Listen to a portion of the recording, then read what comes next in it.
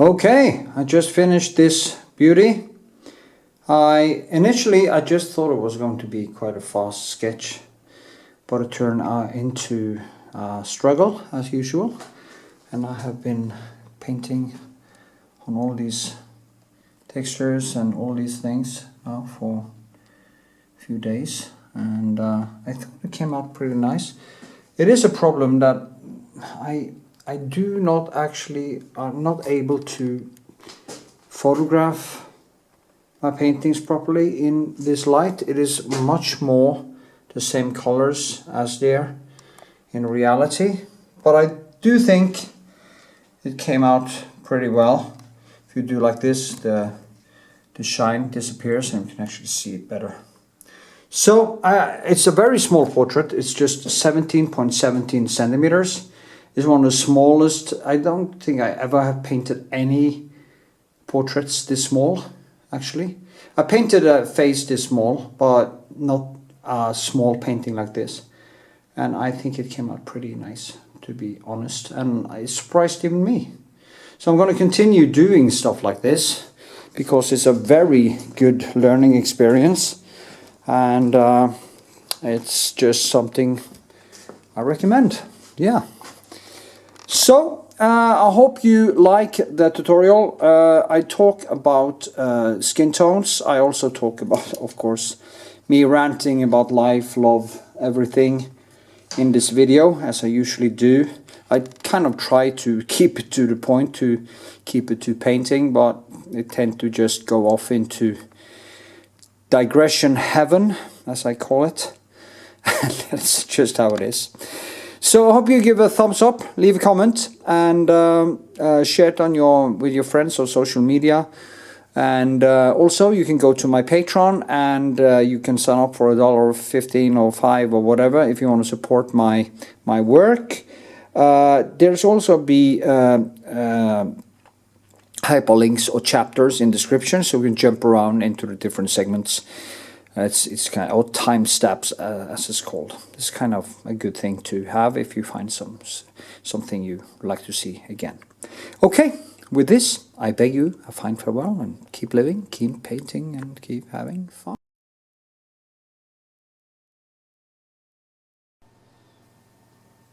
Okay, here we are. A very small project. It's only 17.17 centimeters, and I'm gonna do this because I want to talk a little bit about skin tones. People have asked me so many times about skin tones that I would like to make this small painting and try to focus on colors, not talk about life, existence and everything. So I will just start with the normal procedure, and that is of course building light. When I build light, I used more reddish and yellowish of the spectre, you know, so I start out with, I'm not really sure here, but I start out with, say the forehead is about here, and I have her like this, and you have the nose approximately here, you have this one, sweet face by the way, and down like this, have the cheeks here, kind of reddish cheeks, like Little Red Riding Hood in many ways. And here.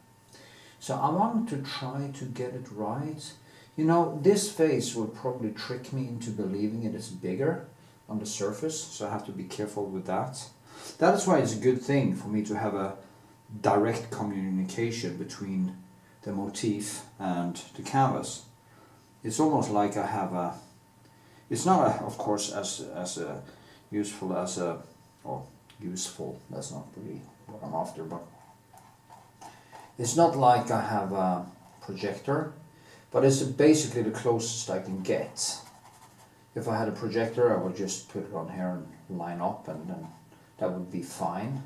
But I'm not a projector kind of painter, so that would never happen with me because I love the challenge. Anyway, the basic colors I use in these things are the alizarin, or the kraplak as it's also called. I use my cadmium red and cadmium yellow and cadmium yellow light and different colors to try to get skin tone. I also use this more broken color. It's called Naples Gel Lights, or Naples Gel Extra. It's extra, yeah.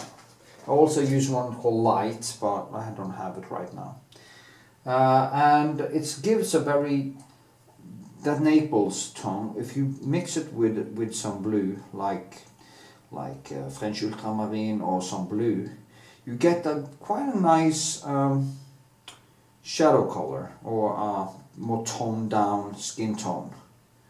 You don't want to buy, what some of you can actually do, you don't want to buy a tube of paint called skin tone or flesh tint. You don't want to do that, okay? I guarantee it, because there are no such thing. It doesn't exist. It's a scam.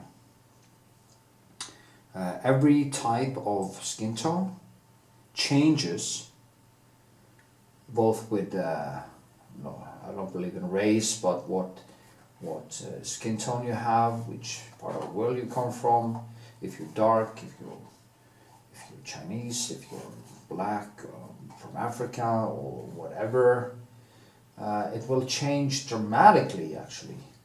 In what if you paint a black person, you will go in the deep blue and over into the deeper reddish and deeper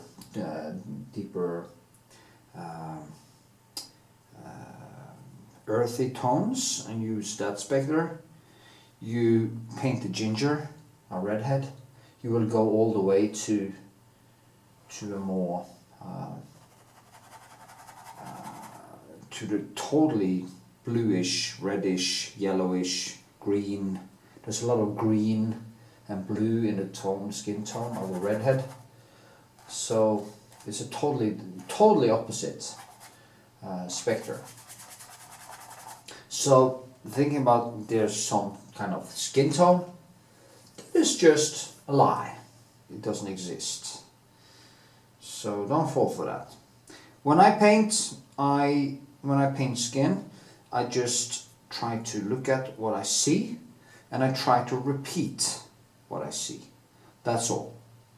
I don't think that is skin. I don't think it's a skin tone.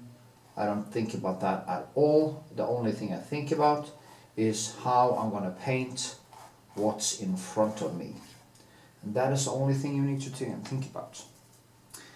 I remember there was this artist that I had this shorter friendship with, because he was such a narcissist, and I painted this nude, and he went over to my painting and he asked me what skin tone I used, what paint I used, the skin, how I mixed my skin tone. And I just told him flat out, I don't mix my skin tone. I look at what's in front of me, and I try to repeat it with the colors on my palette.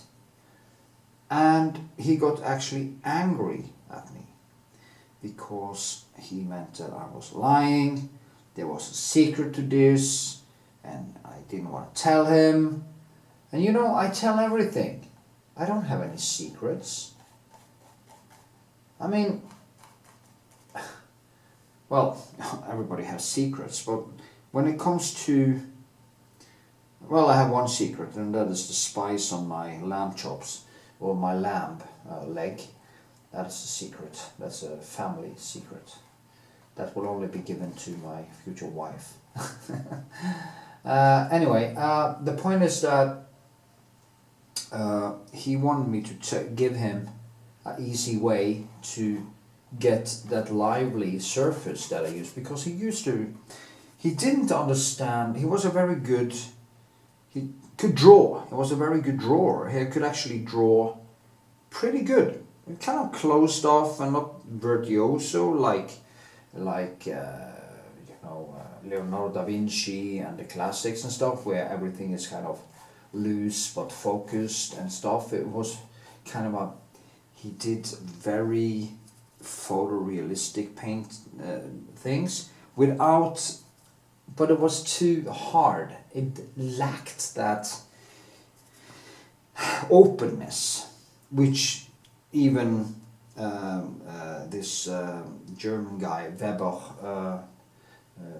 Weber artist, he's a total photorealist, but even they are so totally photorealistic, he is able to keep some dynamic in it. It doesn't feel closed off. It doesn't feel like he has tried too hard in a way.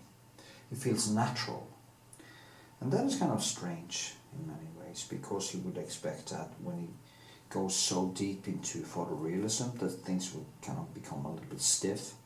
But it's the opposite, because he has moved his skill wall so far that he's actually able to avoid this closed up thing. So yeah. Now back to skin color. I will just add in some back on here. This will actually be a rougher sketch. I don't know how far I will push this. I just want to make a sketch now and talk about, as I say, about skin tone, and try to. You see here, the dark areas. I just start with some. I use a color called blue black a lot from Vincent Newton actually. So not all my colors are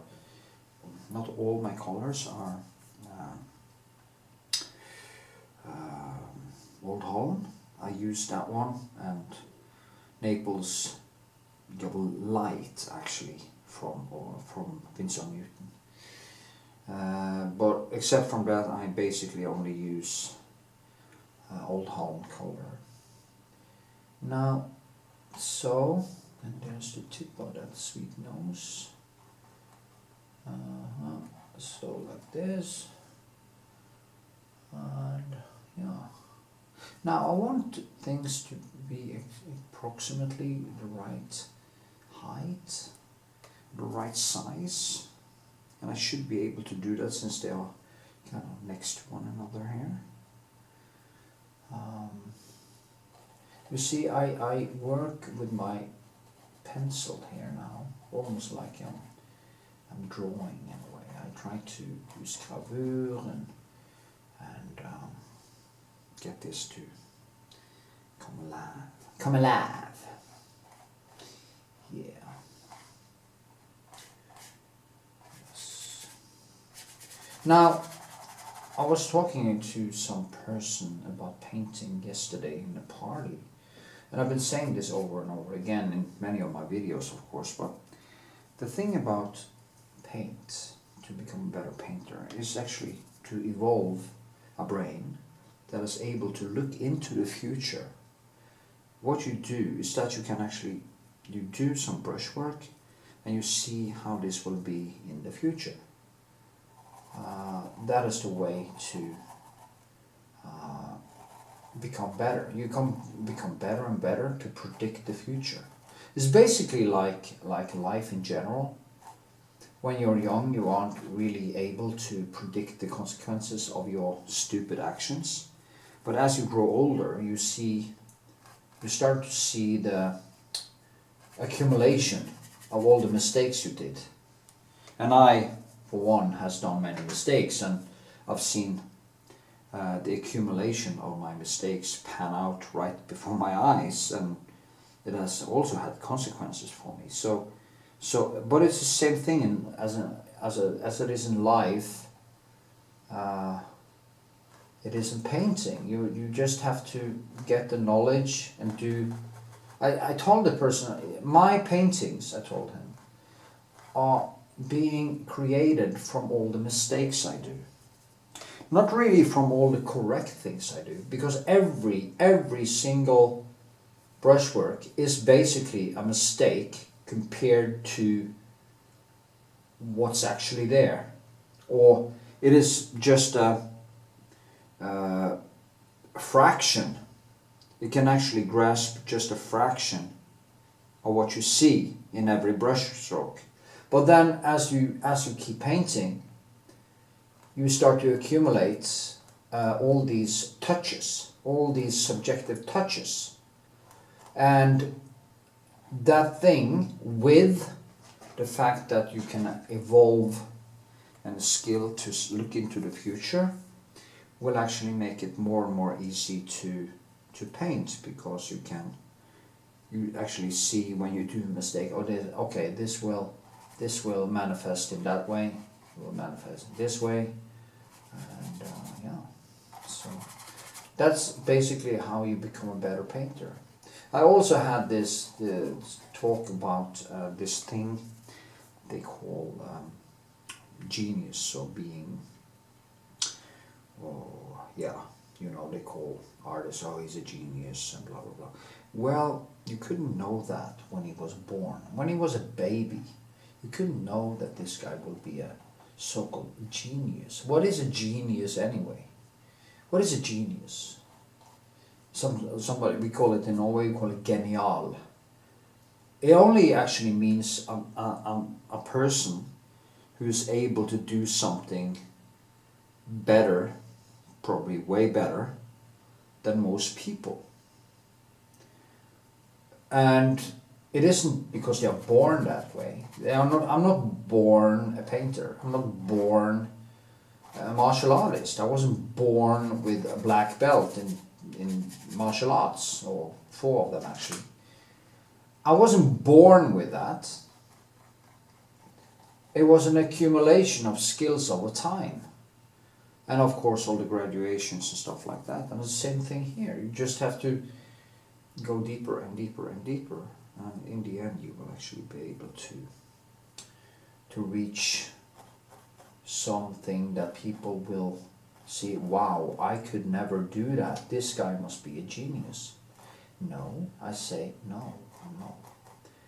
It's just that I stood there all the hours needed for me to become a little bit more skillful, or maybe even a lot more skillful than the people who didn't.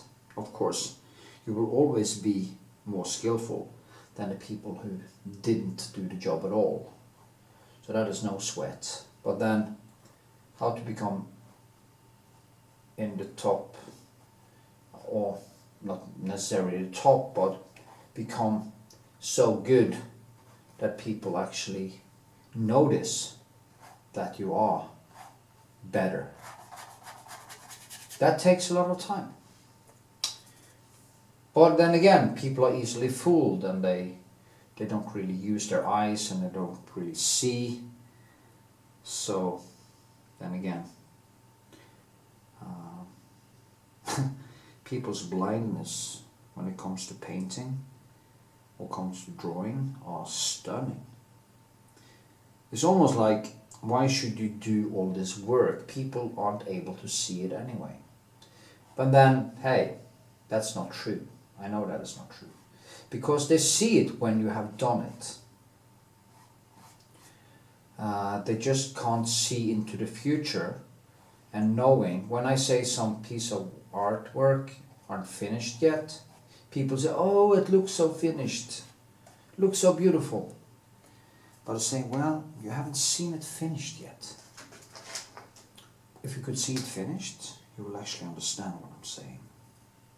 Anyway, as you see now, I'm just making this a griselle, this kind of a fast rendition of this thing here, and then I will go a little bit deeper later. I think I will add in maybe 3 layers in this painting, maybe 4, I'm not sure. We'll see what happens. Maybe less, but yeah. And when I've gotten everything in, I will start working with it wet in wet for a few hours, or for a while. so that I actually also get some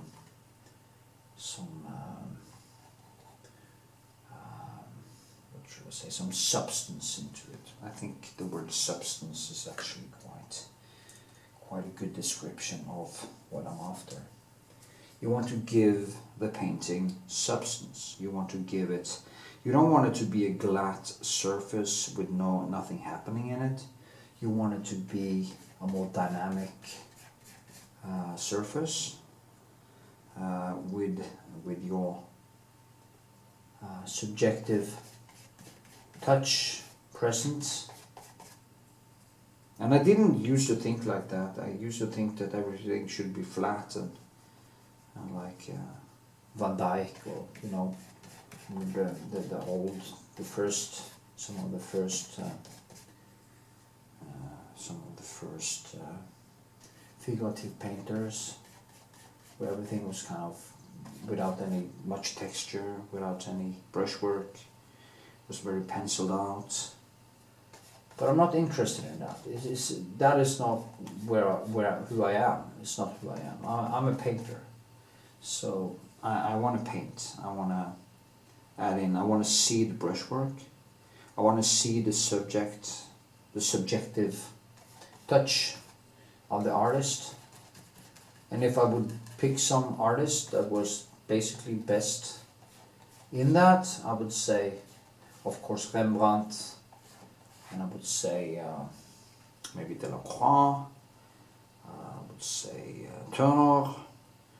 I would say there's many artists, you know, but I would go look for that very personal touch you see in the brushwork, and kind of you can almost read the personality of a painter in his works, how he uses his brushwork. You can see if this guy is real. Actually, you can, if you learn to spot, if you learn. Okay, if you're an open person, if you're an emotionally open person, that you're not a narcissist, okay? You're not a covert open person that pretend to be an open person, but you're an actual open person, a person who actually feels. Then you will actually recognize the person. You will kind of identify the person behind the brushwork, almost his temperament. And you will also do that in music. You will actually recognize his emotions in the music on a deeper level. So it's not longer about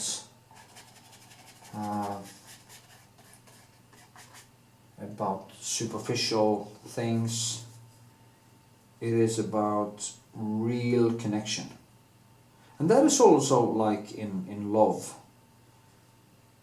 If you are going to go deep, you have to have emotions. You have to have contact with your emotions. You have to have that necessary passion, or everything you try to do will feel quite fake.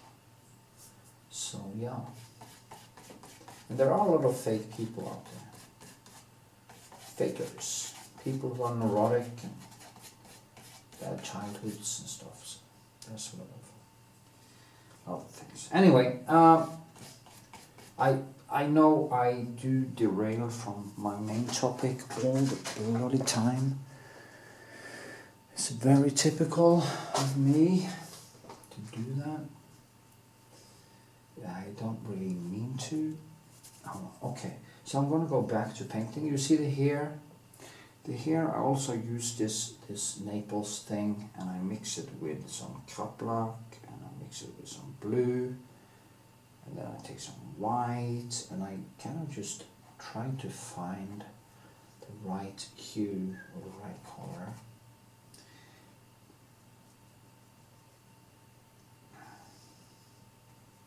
So yeah, that's what I do.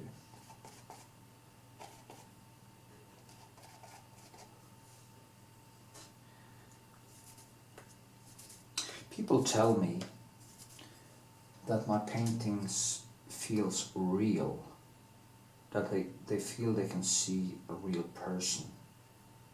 There's nothing, I'm not trying to do anything.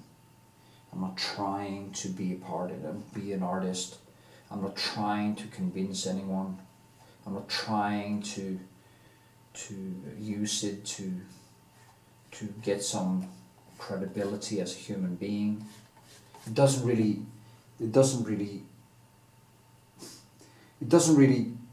I don't even, I wouldn't be able to do anything for any other reason than because I love it. And that is the only reason that I can be motivated to do anything. Of course, if you have to help some people or something, of course you would be more motivated by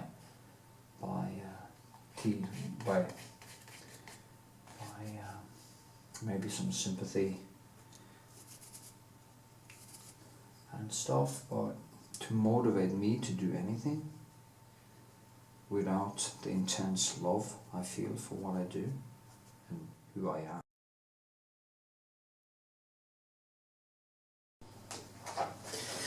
Okay, it stopped. I didn't have any more space on the card, but here I go back again, and I'm going to continue with the face, I think, just for a little more while, and then get all of it in, and then I will do a lot of painting to try to get my textures in the first layer, and that's my plan. So, yes. It's really annoying when you talk about something and the battery goes flat. I don't really remember what I was talking about. It doesn't really matter. Probably something that didn't have anything with painting. Now you see, here's the caplac. What I do now is to take the Naples thing. I kind of go on top of that again. Then maybe I do some the lemon kind of yellow to get more yellow into it, and that's how I do it. You know, you have to build textures where textures are due. Well, I have painted something small like this before, but it was more in bigger painting. I will start to do small sketches like this because I have so much material. I have so many beautiful pictures and so many. I have such a treasure of artwork in photograph also, and I'm not using it. It's actually a shame because there's a lot of good stuff there.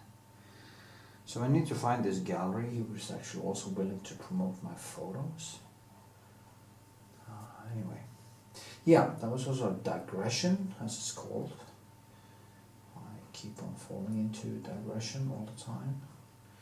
Now, this girl is very classical, very round face, and that is why I also chose this, because she has that kind of more classical beauty that I like. Kind of look a little bit like each other. We have the same type of baby face, really, both of us. Yeah, but so let's see here. Go underneath. Get this in. As you can see, I prefer to just go right on with the paint, and I've seen a lot of painters who do this. Was it Giselle thing? They kind of create this more sketch with not much paint in them, or they may be a grayscale painting, and I don't really understand why. Why do they do that U-turn? It is kind of painted twice. When I paint it with color now, I can just add in more color. I don't need to add color in the whole thing. And I don't understand why they do that. It's just silly, traditional, silly thing, I think.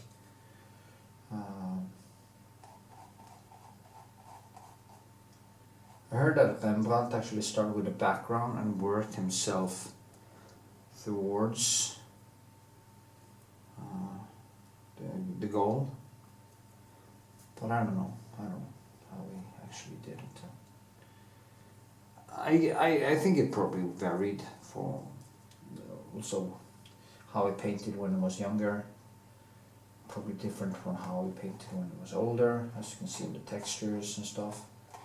My hypothesis is also that he's probably lost his eyesight, started to lose his eyesight, so his paintings, because of that, became more filled with more texture and stuff. Because I can actually see the same thing. If I take my glasses off, I have plus 1-ish, and I really don't see, when I stand, if I go out here I can actually see it, but when I go close to it I can see way more textures, and way more brushwork.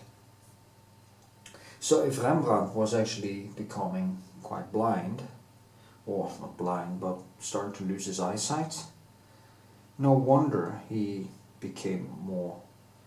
used more color and more brushwork and more texture, because he couldn't actually see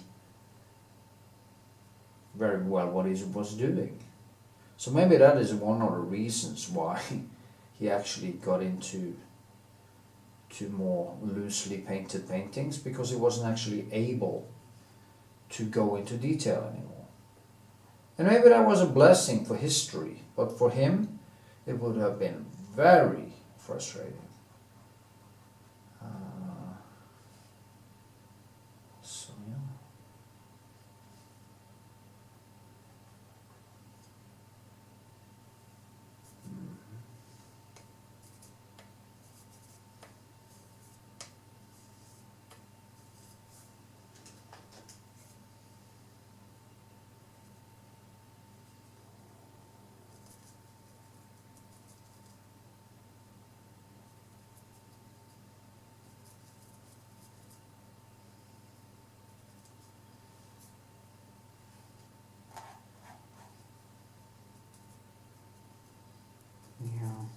Anyway, put on some more shadow. You see it start to look like her already.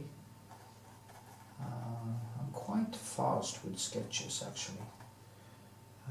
My eyes are quite well tuned to seeing at least the first things. Of course I always get into trouble later when I'm going into deeper detail, because that is where I reach my skill wall.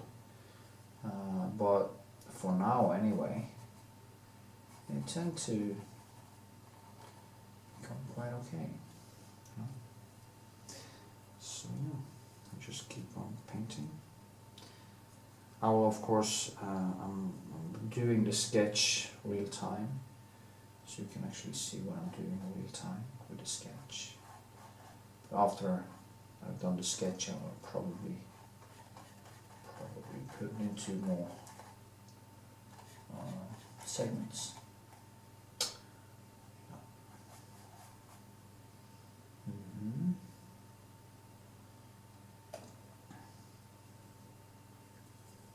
Or maybe not. Maybe I'll just do it real time, you know. The thing is, it's sad really, because I could have really think about making videos that were like 24 hours long in one go, you know, or do streams that could be uploaded to YouTube that was actually full streams, 12 hours, 14-hour streams, where you just paint, you just put a camera on, and you just almost like these there are on the internet, there are or on YouTube there are these videos of thunder and sounds of nature and stuff, and you could just put on some sounds of nature and just keep painting, and people can listen to that thing, just music, slow music, and just go with the flow. That would be brilliant. Always copyright issues and stuff. Anyway, blah blah blah. So.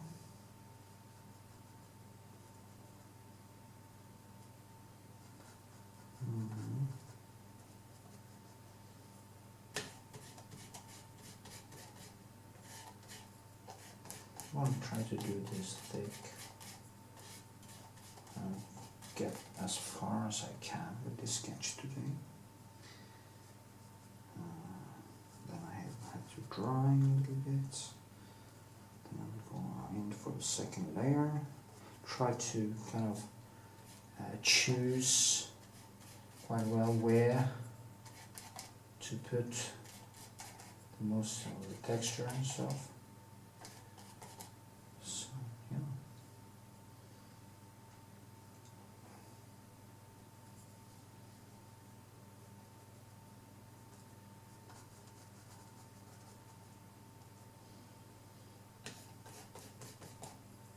It's quite dark behind here, so I think I'll push it down a little bit more.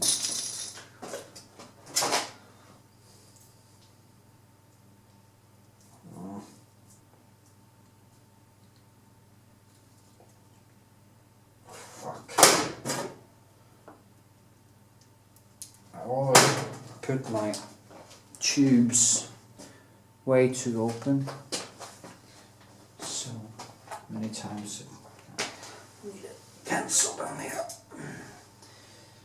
I will go in there and do some detail in the face. But what was I talking about? Well, I don't remember. No.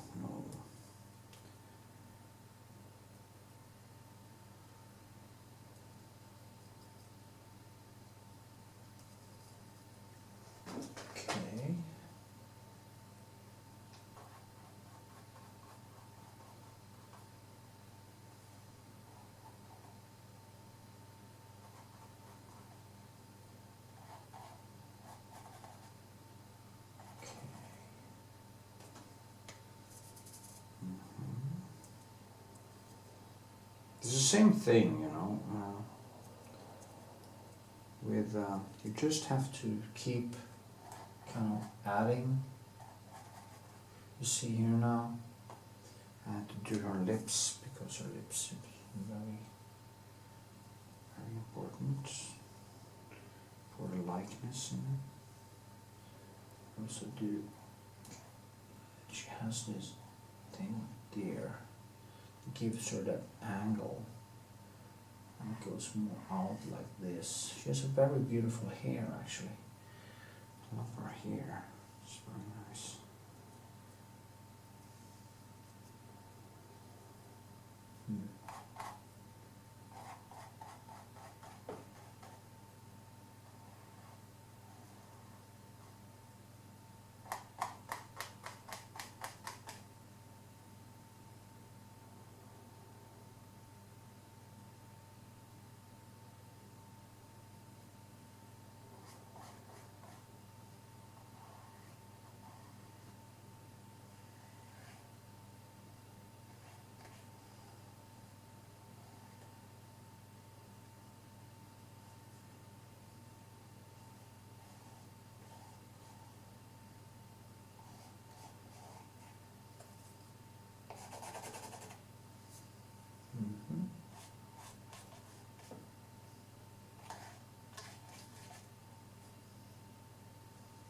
So, see those lips. Can I do this one? Probably a little bit too big. Can mark them. And then I will go in and try to mold them after the fact. Now I use very, as you see, I just put on the red, you know. And then I go in after this and I start to kind of tone it down, up and down, round and round. So, yeah. too. She has to have the schwung in her hair. Schwung there. It's coming from here. Goes down like this. Like this. And boom. Yeah. That's cool.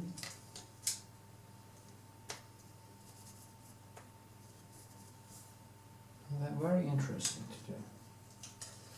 I wanted to do, I'm also going to paint my daughter. I promised her one of the beautiful portraits I've taken of her. So I'm also going to paint her as well, but it's a little bit bigger than this. 40.4, I said no. This is only 17.17 centimeters. So it's not a big painting, it's a very small painting. I don't think I've ever painted a face on this kind of canvas. Always been bigger. But that is I think it's my worst enemy when it comes to painting is actually painting faces. And it is also the most difficult thing you can do. There is absolutely no doubt about that.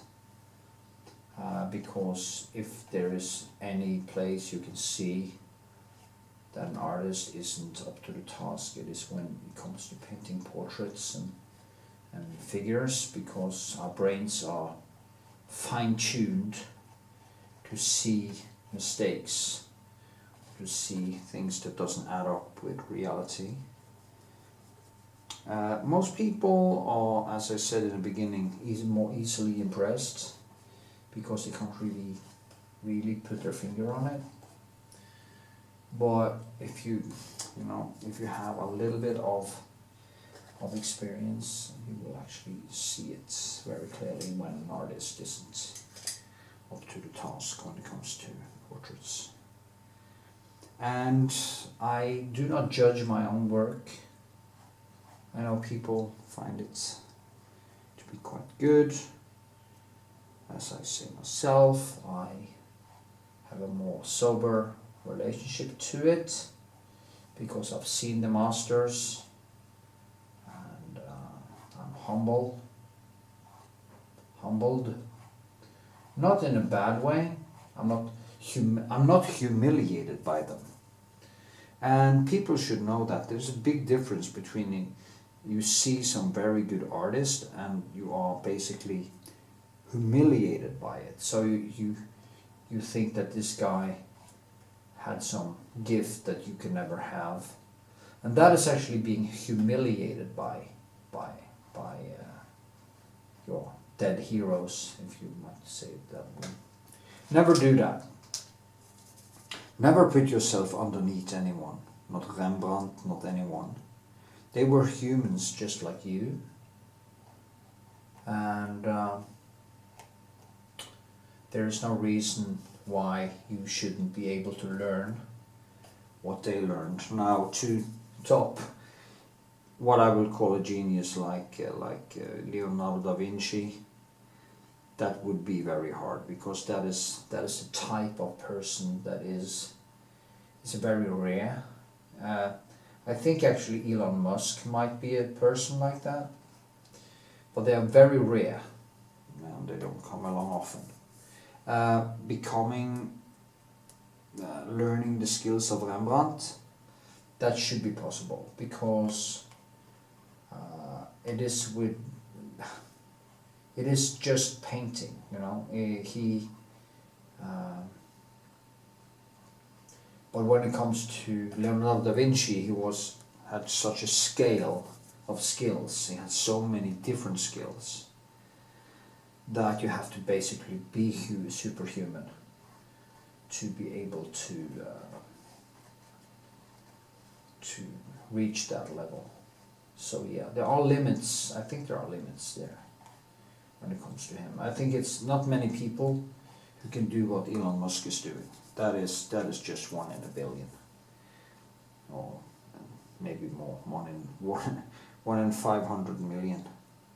And then you also have to find, not just have to find that kind of person genetically, but he must also live in a country where he actually has the possibility to evolve these these parts of myself. So there's a lot of geniuses probably buried in the steppes of Africa. Children who died of starvation, or people who died in wars, people who just perished in accidents and murders and stuff, that never were able to live up there to their full potential. So yeah, there's probably a lot of dead potential geniuses around the world that nobody got to see. So it's almost like planets with life on them. They're out there, but they are extremely rare. And the universe is extremely vast. So we might never meet them, or we never see it. Now I'm going to add some white here, and then I also go to the reddish and the yellow, and I pick up some more texture here, or more color, and I add in some kind of high, more expressionist brushwork right here to get that texture thing up, and then I will tone it down after the fact. Also have it there. And this one is actually, you know, the highest lights here is the, so I put in some yellowish here, and yeah, like this, and there's also here, and no other nose. I never actually put in the shadow underneath the nose. I will do that soon. So I can maybe do a little bit.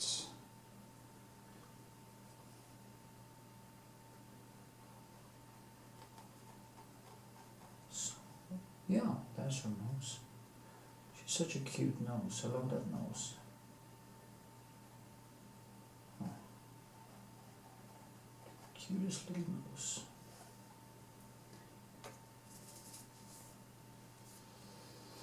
She looks like an apple.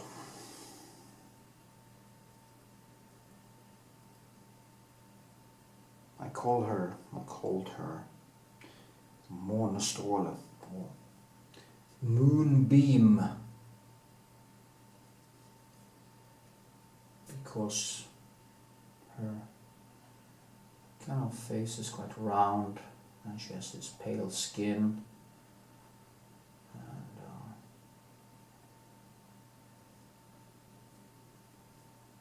I used to watch the moon thinking of her.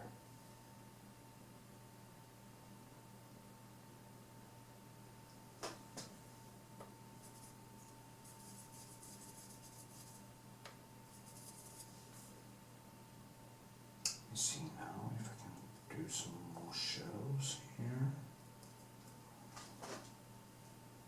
Let's see, like this.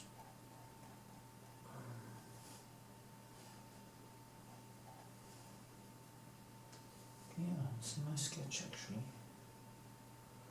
It's starting to become a nice sketch. I really enjoy this because I could actually make small pictures, small portraits like this quite fast and learn a hell of a lot from it. It's almost like painting a croquis, you know, in the beginning of the day, just to get started, to make your eyes wake up and stuff. And yeah, it can actually be a good thing to do. So I might actually start doing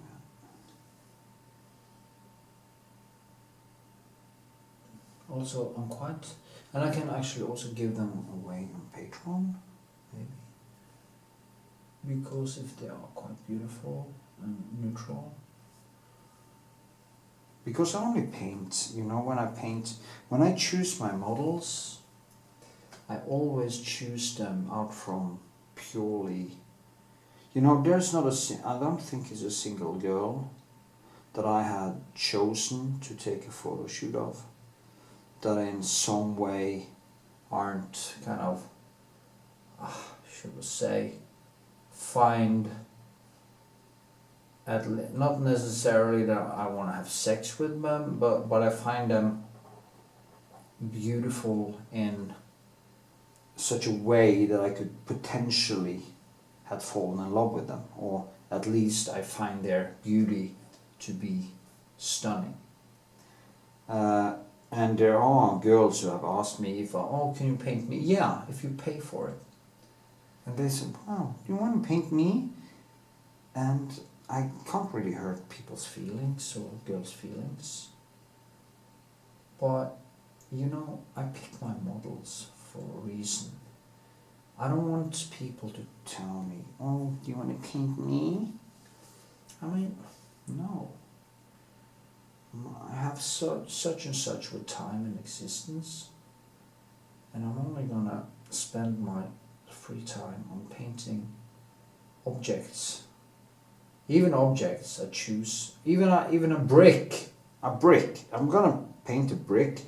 I don't pick any brick. Oh, there's a brick, I paint it. No, I always pick up a brick that is a little bit special. Or an apple that is a little bit special. Okay? That is what I do. And the same thing with painting girls. There are people, like I wanted to paint the Norwegian Holocaust survivor Samuel Stenan. I basically also painted the Norwegian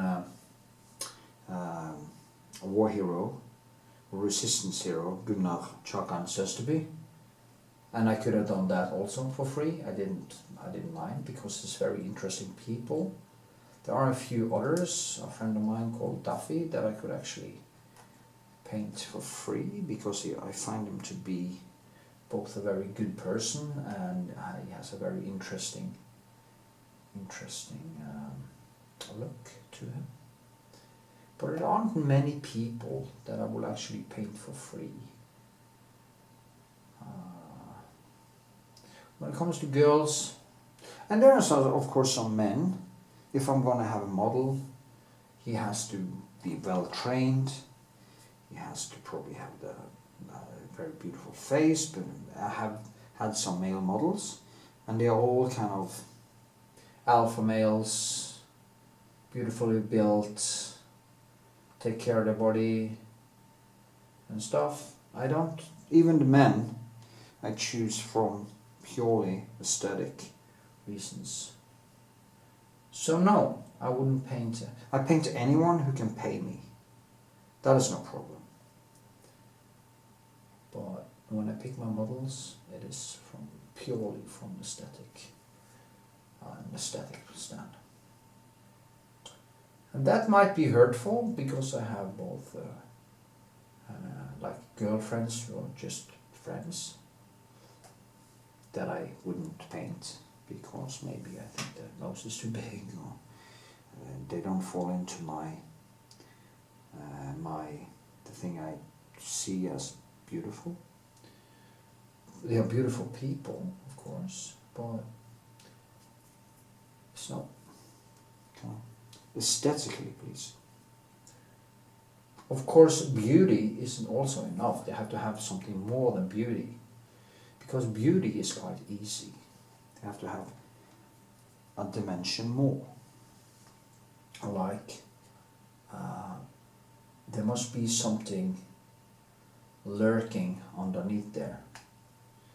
Maybe some hidden craziness or some hidden personality traits that you see popping up after a while, that you didn't see in the beginning, but you can actually see it anyway. You can kind of feel it. There is something there, and it kind of gets tattooed out into their face and eyes, and they become interesting just because of that. So you have that dimension, and if you can combine those two things, the raw aesthetic beauty and some hidden demons or hidden beauty Beauty can also be their demons in many ways, because character comes from, not necessarily from the most positive of sources. It can also be negative sources. So yeah. So I think this is panning out quite nice actually. See what time it is. I don't. Yeah, I think. It's okay. It's 29 minutes now. So I'm gonna take a break and I will continue painting after this pause. Okay. So here we go again. I'm gonna now start filling out more textures and more. Try to give it a little bit more oomph, or whatever you call it. Build some textures here, build more things. You know, it's the same day, same layer. I'll just see if I can add some more, as I say, a little bit more, yeah, should we say things too. Tomorrow I will work more. I'll put it up in my oven, see if I can make it dry to tomorrow. Now, it's actually kind of looks like here. I have to do something more with the lips and stuff, and different things. But all over, I think it's the right format. I think it seems like things are in the right place. So that's good. Annoying if it wasn't. I see that this has to be moved a little bit more that way. The eye, not too close together. Stuff like that, you know, that is the more intense details. And of course more up like this.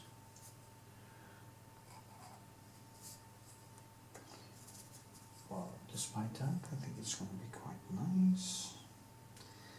I should do one of these a week, I think. Basically, small studies of faces.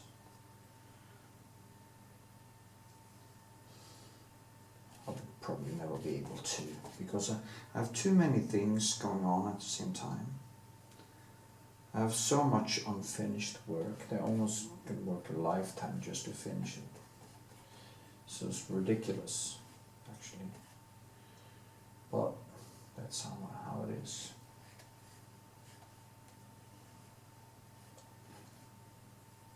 I always get this bang of doing new stuff. It's much easier to get a bang from keep, making new paintings. But if it piles up and piles up and piles up and piles up, in the end you will just lose the oversight of it, and it becomes a problem, a big problem. So you should try to finish work as you go along. Now try to get in the pupil. There is no light in there. They say that Rembrandt actually used only black in the pupils, in the eye. I don't know if that's true. To create that deep, some kind of deep, very dark, deep feeling of depth in the eyes. Maybe that's true, I don't know. Maybe it's not. Maybe it's a myth. Any myths up there, actually.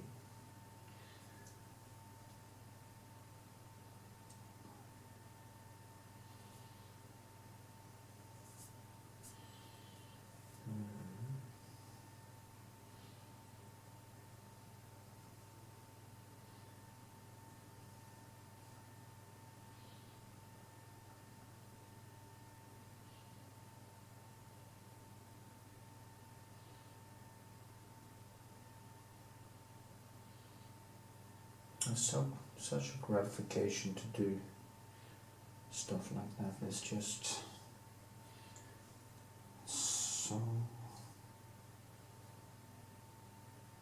so interesting. I was talking at the party yesterday also about, as I maybe said earlier in this video, about the love feel for life, and when you do creative work, the connection you get with yourself and deep feeling of connection. Yeah, it's kind of, it's the love. One thing is being in love, but if you can fall in love with painting or something you do, something creative,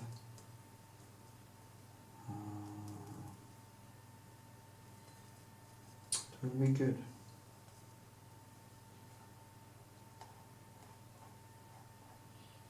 I think.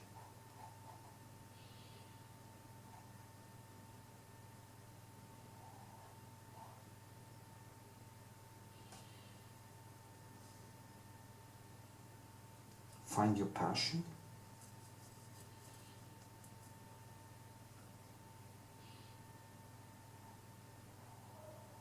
If you don't find your passion, you have to be distracted. Then life becomes a long, big distraction. You have to be distracted by things you do if you don't find, and it will become a very empty life. But if you can find that flow, find that beautiful love in the things you do, people, find true love. I think that is true love for me. Is of course flow. That is where you find it, I think. Not in anything else. As I said to a friend of mine actually yesterday, how many girls do you have to have sex with before you're content, before you're filled up, before it's enough, okay, now I have so many, I have hundreds, now I can finally get some sleep, Are you going to chase that forever? So I told one, he was a psychologist, I talked to him on a party, and he said, how can you can fill up that thing with infinite amount of distraction? You never actually. I was very intelligent. She was actually, I was talking to the psychologist yesterday, not yesterday, the day before, Saturday party, and I was discussing, among other things actually, I was discussing or having conversations about the things he sees, because he was a Retouching or psychologist for the courts, and of course he has to go through all the crazy shit they see. I was talking to him about how he coped with it, because I've seen a lot of crazy shit, and it puts your mark, and how he copes with it. I was asking him. He said he had good people around him, and they had to talk about these things. And it's almost like they put,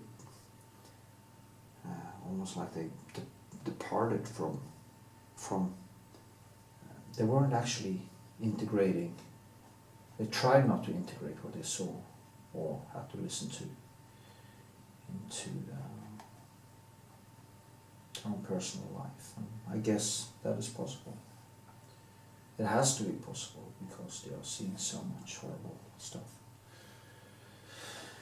So, yeah, I don't know why I ranted about that, but I don't know. I think, as I said, that if you can find, you know, I do this, I'm standing here mixing colors, moving colors around. And why should that give any meaning? Why should that give me a sense of purpose? You know, it's just some paint. Just paint. It's not important. I'm not saving the world, you know.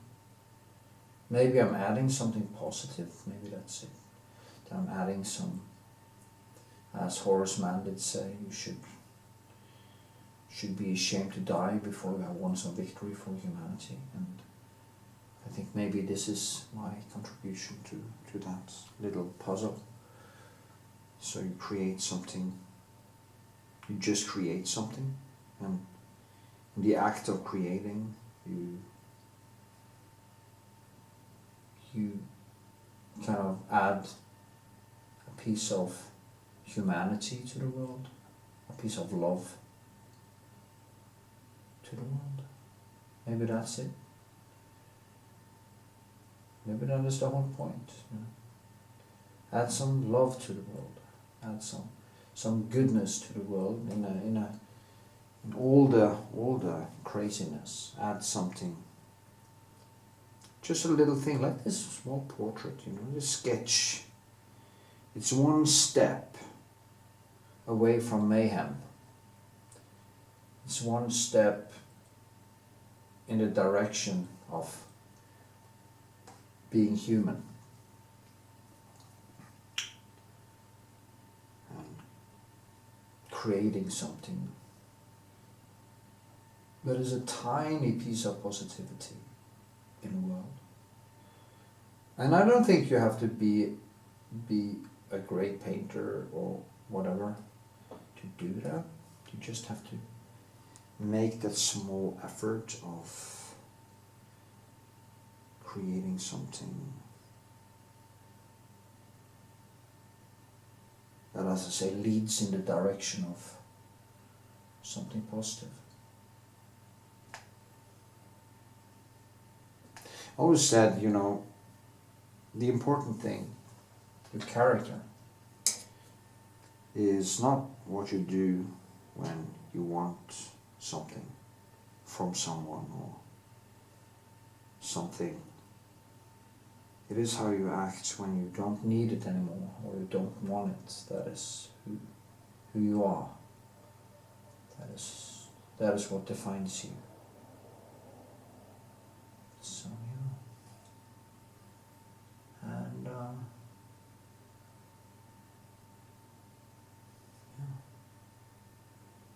Anyway, I'm talking away.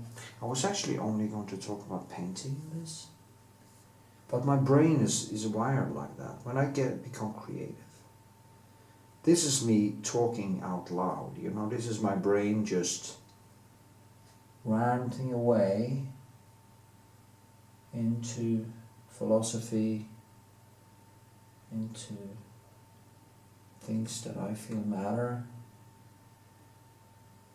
When I'm painting, when I'm silent, this is basically what my brain do all the time. Ruminating, trying to figure things out.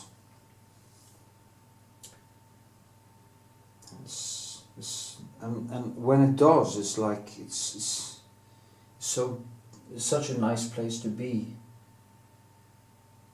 because you kind of your brain is dancing.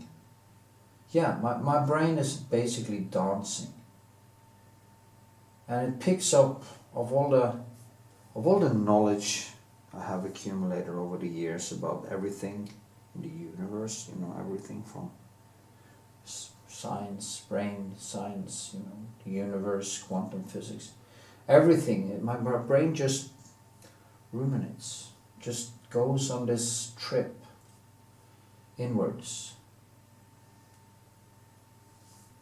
At discovery, while in this flow state. And the funny thing, I can basically talk now with almost no effort, at the same time as I can concentrate about painting, which means I have taught my brain to do two things at the same time.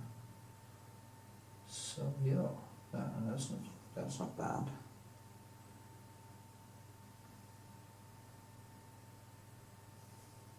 Almost like you write and read at the same time in a way.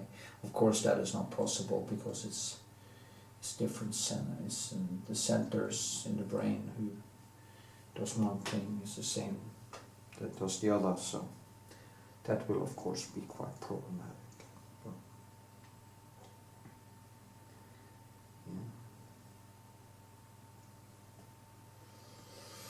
yeah.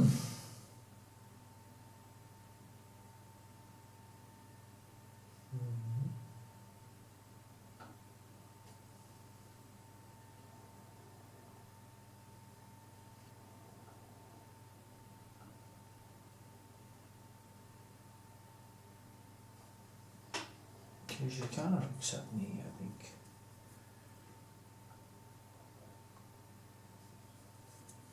I think so. Yeah. I do think so.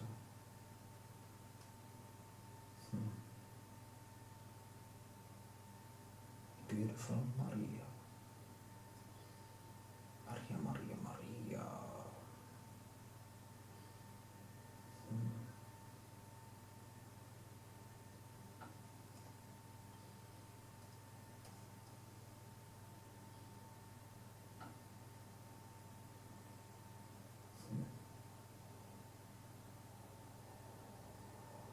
It's kind of a Mona Lisa smile here in a way, it's quite funny. Maybe I should paint this bigger, that it should just be a test sketch for something bigger. But I have a few nice pictures of hers. Might paint only one.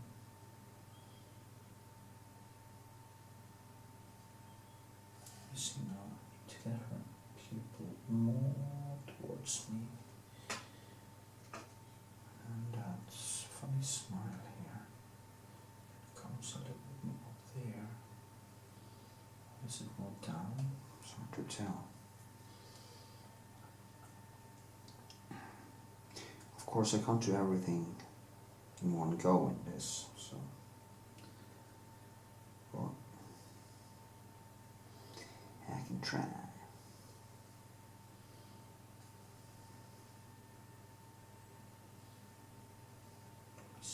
Seek, thou shalt find. Seek.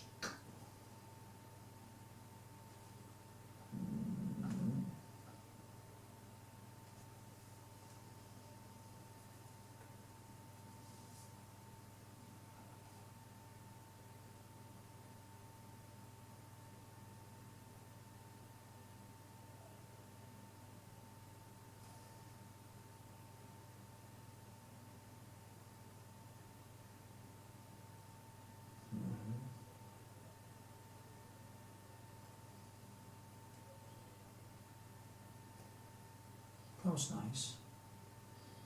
I think we're getting somewhere now. There's a lot of nice shadows coming down her face from the hair and stuff.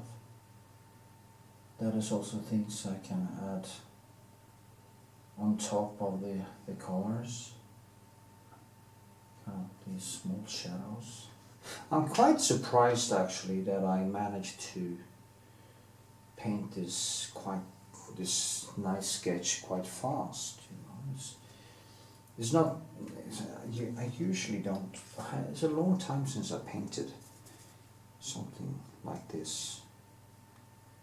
So I see that I keep on getting better, even if I have some issues or something going on. I seem to get better even if I don't get so much done, because I think it has to do with my level of introspection. As you become a deeper person, you start to see the brushwork, you start to see things in a different way. And I think there is something to that, because what shall I say?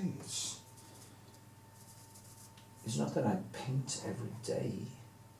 I try, of course, but it's almost like you think about it every day. I remember when I went to these black belts in Taekwondo and also, you know, other things.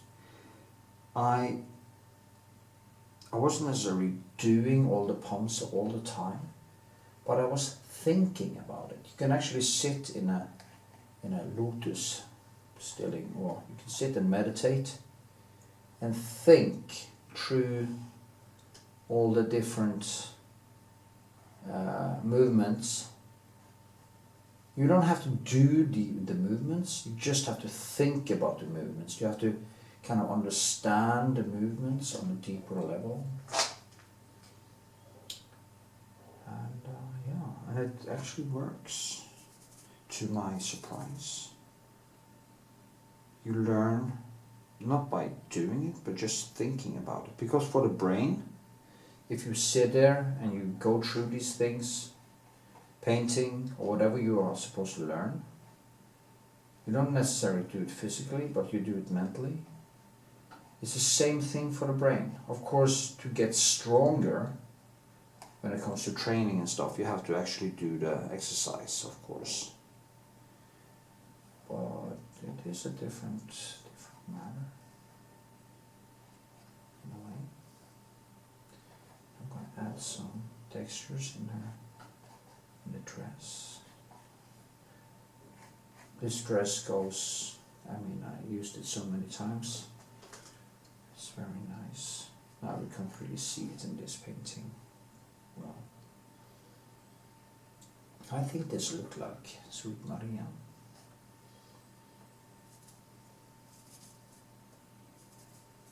Yes, I do. I do. Do I think it looks like her? But I cannot add more. Likeness.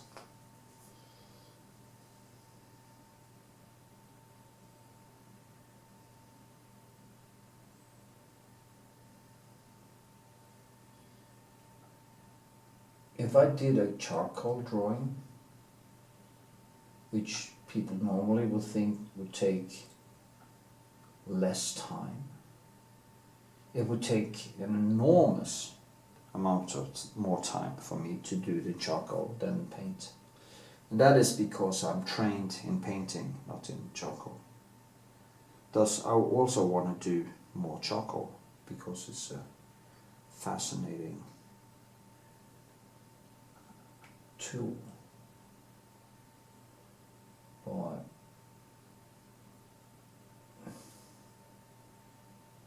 yeah.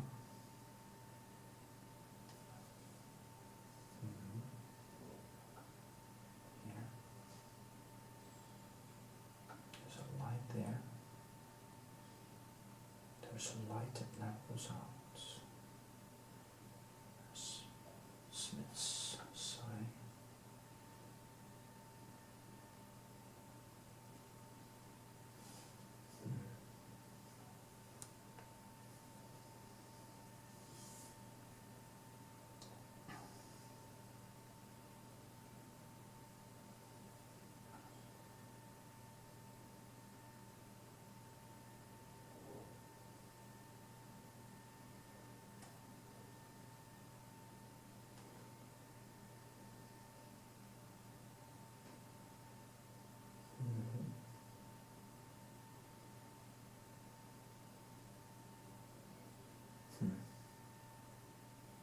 I painted a mouth bigger.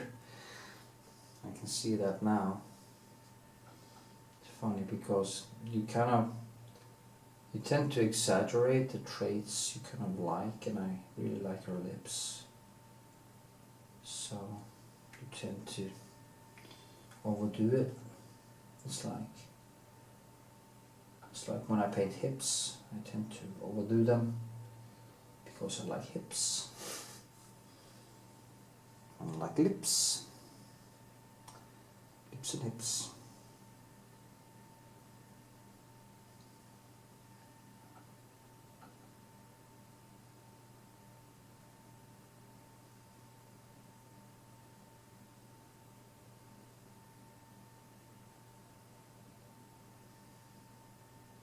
Suddenly got that song, some girls are bigger than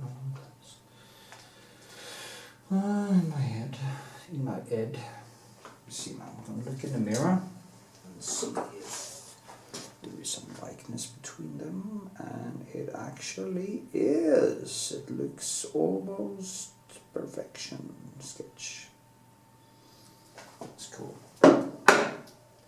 That's cool. Cool as hell. Yeah.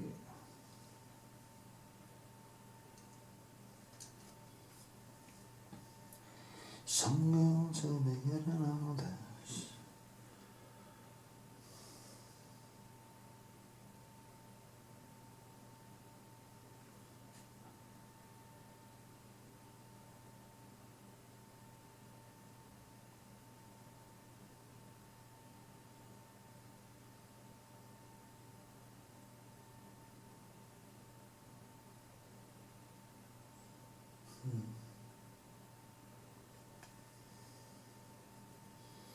Now you see I'm starting to add this more.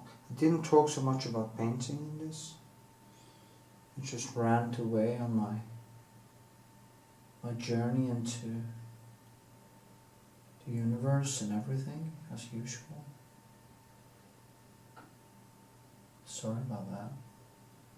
It should be about, this painting should have been about skin tone. But I think I explained the skin tone thing in the beginning, and I have explained it so many times now. It's so, you just have to look. You just have to use your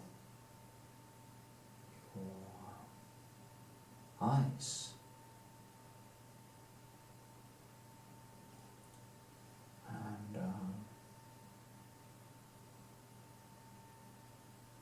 learn to use the tools of paint. That's the whole thing, you know. It's not a secret. It's just color. You have to. It doesn't really matter what you paint either. You know, you can paint still lifes, whatever. It's the same process. It's nothing different. It's not that there is a secret to painting skin. It's just paint.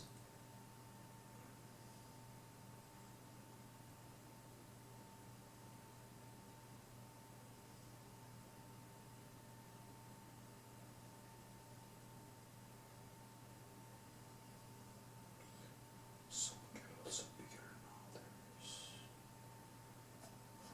I love that song.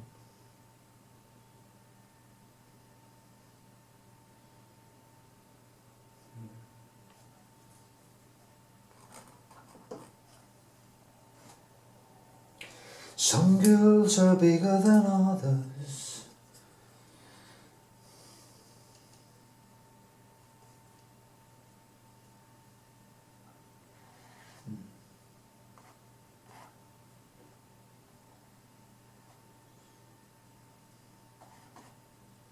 A small step for man, and a huge step for mankind. Every piece of positive thing is a huge step. Every time you treat somebody right, every time you put your selfishness aside, every time you do the right thing, you do a big leap for humanity. That is my opinion. It's funny thinking about going back in time and thinking how incredibly simple-minded I was in my teens, or how one evolves as a person, and then you look back like 20 years or 25 years, and you meet, or 30 years or 35 years, and you meet a totally different person. You know, you meet a person okay, he's me genetically, but in the sense of introspection and the capability of thinking, it's just shadow of who I am today. There's almost no light, actually. I would almost say there's no light. There was no light, you know. There was no introspection, no light. And it's weird. Just to hear myself talk now compared to how I used to be as a person. Yeah, I'll just do some more. So you see now I will actually, I can actually see the skin tone underneath there. And I will try to, actually I think the sketch is good enough now to, oh no, it's too red. Yes, it's way too red. There's skin underneath this dress. Now this is not supposed to become a very clear painting, so I have to give myself some leverage here. I don't need to go all crazy in this one, in detail. The aesthetics of the sketch here is nice as it is, actually. This is a sketch that could almost stand alone. But I know I have to tear it down, you know, I know I have to paint over.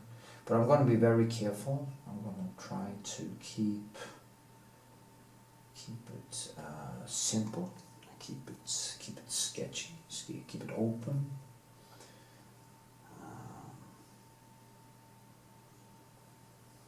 So, yeah.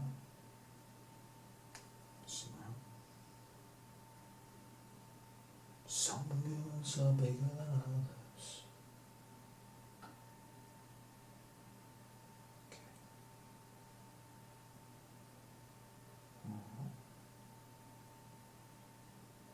Some girls are bigger than others.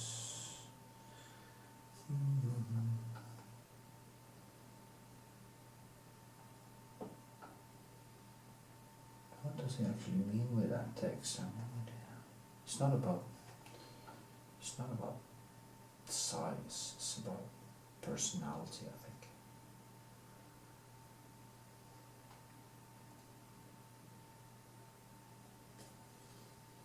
Yeah, is she looking at me now? Maria, are you looking at me now? She said that actually, was it? Had some wine and she looked at me and she said, it's almost like you're looking for something.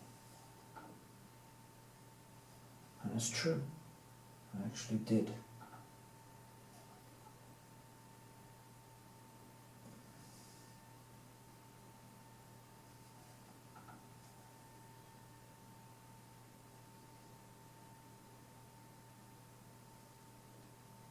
In a way.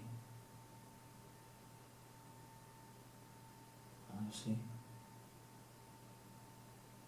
the beauty of this, my friend.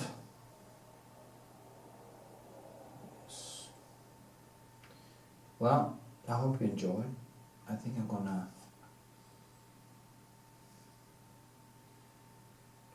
gonna let this stand as it is now. Let it dry, because I think this sketch became pretty stunning, actually. It's nice to see that I'm able to do something like that. So I wouldn't say easily, because it's not easy, but at least, yeah, something.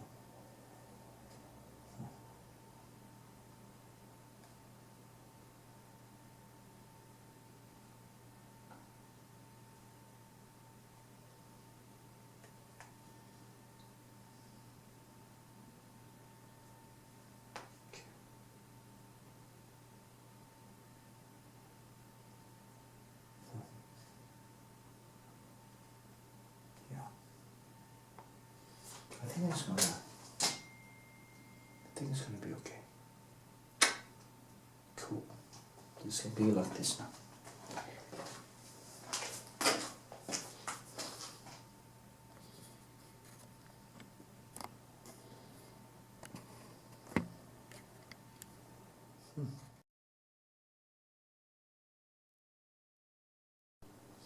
Okay, I'm going to put on some Retouch Varnish.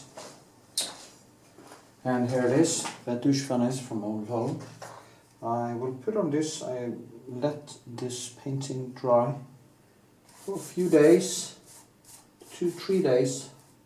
And I can see it kind of dissolves here, so I have to be a little bit careful on the high places, because it's not all in dry. I just want to get all the shadows out.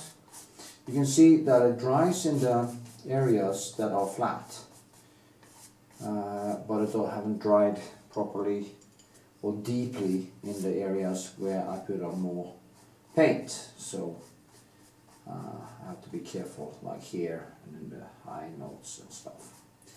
But it's enough that I can actually start painting on top of this. And I'm just going to wait for a while, and maybe I do some micro glazing, not much, and then I will just start adding in some more small beautiful detail. I think this small thing here has already become quite nice actually as a sketch. It's not bad, and it's not something I usually do. So that is why also it's a little bit more exciting to actually do it. So yeah. Okay, stay tuned. I'll see you in... So the lighting here doesn't do justice to my paintings, and I need to do something with the lighting. But anyway, now I'm going to start painting on top. Yeah, this dissolved totally. So I have to be a little bit careful what I do. And I want to try to start with, let's see, maybe I should just start with a little bit in the forehead, just put in even more. Then I of course use my yellow. It is actually a lemon yellow, cadmium yellow, lemon. On the highest points there, when you have this much violet and blue and stuff, you will find some yellowish orange tones in the highlights. Here you will have that probably, and you just have to add them in and see what happens. And I think that was okay. And this pencil is a little bit too big for details, I think. But I can still add in some other things with it. So that's exactly what I'm... This here is not actually going to... This is supposed to be a very detailed work. I was actually wondering just doing a sketch, just for fun. But as usual, everything I touch tend to grow out of my chubby hands, and yeah, turn into pure existentialism over time. And that's basically how I like it. I know I like the challenge, and yeah.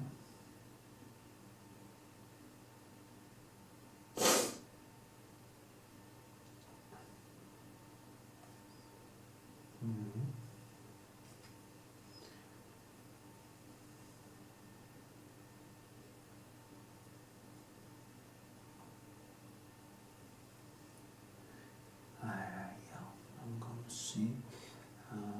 Of course, this is not this and that white. It is totally more toned down than this. And that's also a thing I tend to do many times. I add in too much white, and I kind of forget to see things that I should have seen in the beginning. I think I might be a little bit annoying, but I'll probably be able to fix that too, like everything else. Yes, yes. And there's some yellow there. The hair goes around like around the shoulder. And comes splashing down like this. This girl really have nice hair. It's one of the things I really like. Her hair falls down like that. And she wanted to cut it actually, it's totally crazy. She told me, oh, she wanted to cut it because it was in her face when she was exercising. It's like, gee girl, what the hell are you doing? It's beautiful, you know. It's so strange with girls that they can't really see. And she constantly talked about how beautiful her long hair was, and then she talks about cutting it, and it's kind of weird situation. Anyway, I think women should have, the older they get, now this girl isn't old of course, but well, she's getting there too, you know, she's 25, boom, she's 26, bam, she's 30, 2 bad relationships, and she's 2 or 3 bad relationships, and she's like 35, and then if there's no kids involved, they start getting really desperate, and then they find another doofus, and then boom, they're 40, and they're childless for the rest of their lives. I've seen so many women do that from my childhood, and it's dangerous. So they should iron when it's still warm. For men it's actually a little bit different, because we have the sperm, and if we keep a little bit in shape, we will actually be able to have children until we are basically the dying day. And so we are, I feel very lucky being born a man actually, when it comes to stuff like that. We also, I've heard, get into some kind of overgangsalder, or transforming into, but it's not like with women. We can actually counteract these things with strength training and the food we eat and stuff like that, so yeah.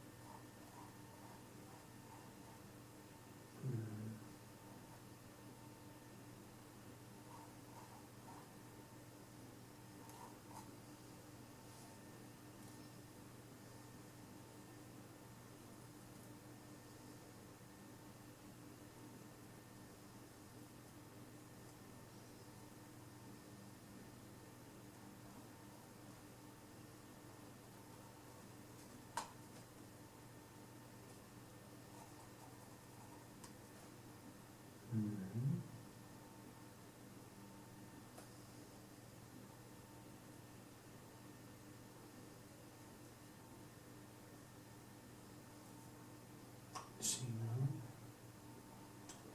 it's darker in here.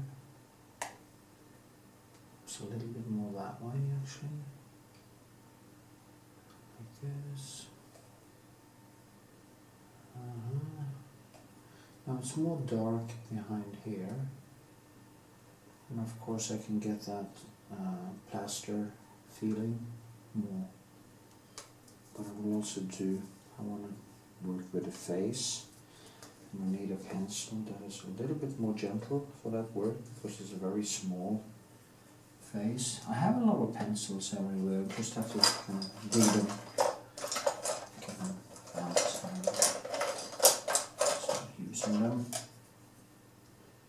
that's a good one. So, yes.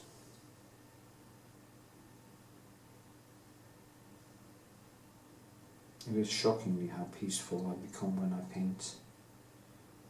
It is totally crazy. And I saw this short video of Jim Carrey. He said, I have retired. I've done enough. I am enough. What was it? I've done enough. I've seen enough. And I love putting paint on canvas. Yeah, that was how it started. I love putting paint on canvas. I've done. I retire, he said, something like that, and I love putting paint on canvas. I've done enough. I've seen enough. And as I said, I am enough. That was a rare thing, he thought, that you probably wouldn't hear from many people in Hollywood. And it's probably true, because people usually never get enough. Always more, more, more, more. I need more.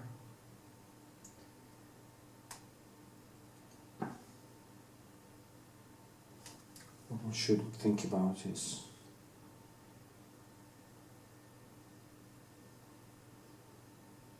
doing it slow.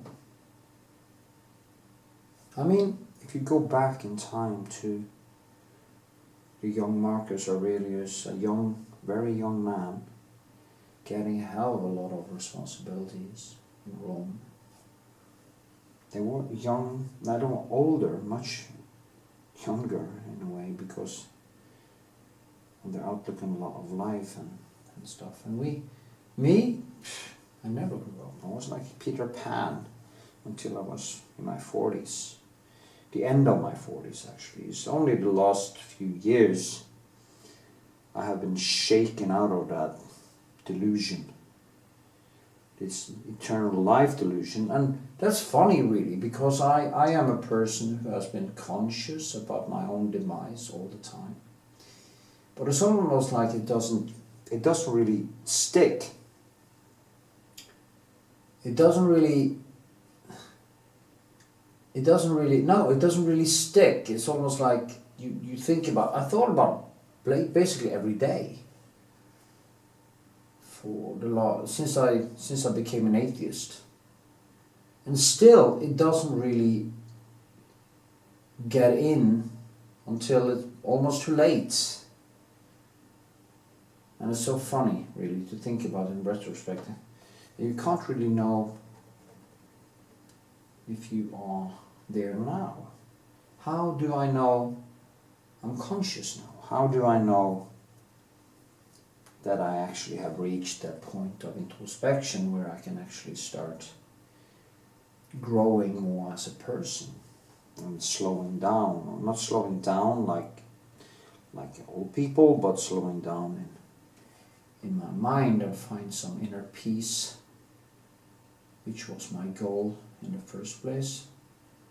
After all, I have been struggling mildly for a few years, and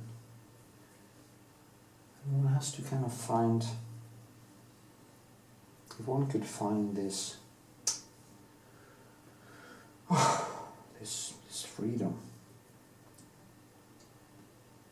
freedom from the go. That would be amazing. There's some reddish inside there, more colors, so I want to enhance that, and then I have to calm it down again. Now this is, I forgot to take a nice picture of the sketch in the beginning. That was sad, because this was actually such a nice sketch. Well, maybe I should do it now. do it with my mobile telephone. So actually get the sketch. Let's see.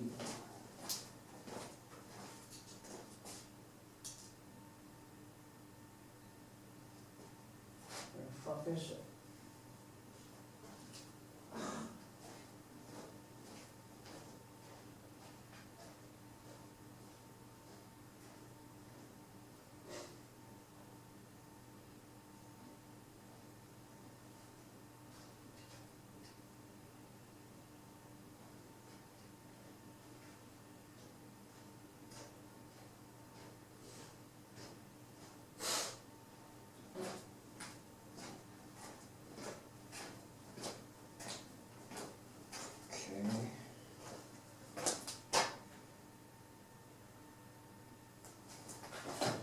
So, I'm trying to take a couple of photos with my mobile telephone of this nice sketch, because that actually was a nice sketch. See now.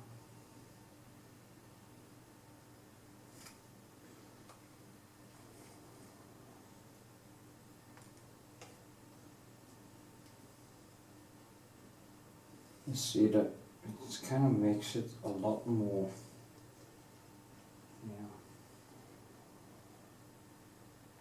Okay, I think that will do for now.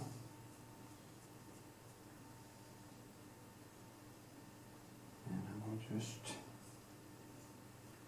keep on painting. I guess, yeah.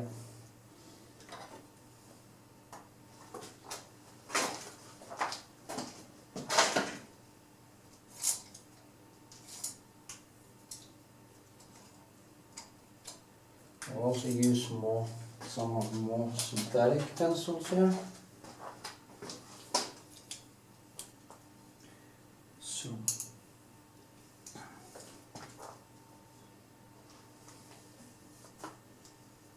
like these,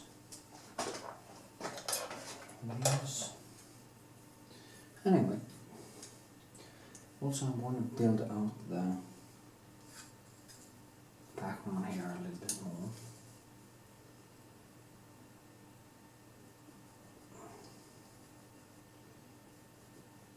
And make it a little bit more neutral. Because this is way too blue.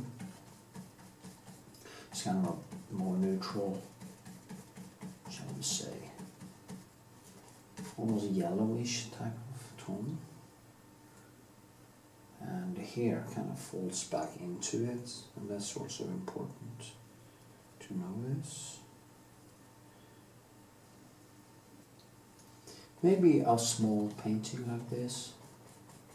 Maybe I should do, well, I thought about doing more of these, because most of the small paintings I do is of still lifes. I usually don't do these small portraits, and this is the first time I made something as small as this actually. Now, not in I made small things, but I'm talking about the format now. But I actually talked about that in a different segment, so I don't have to repeat myself when it comes to that. But I will try to get this kind of woolly kind of surface here.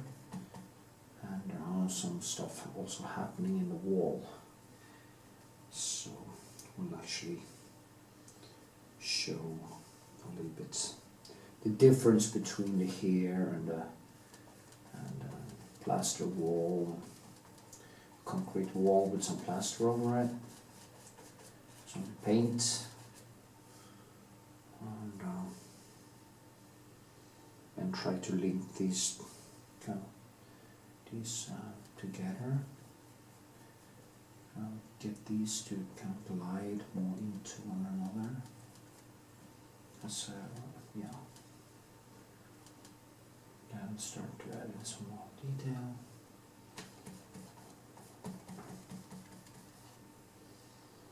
I want to push it down a little bit. There's some kind of orange thing here. There's something happening there.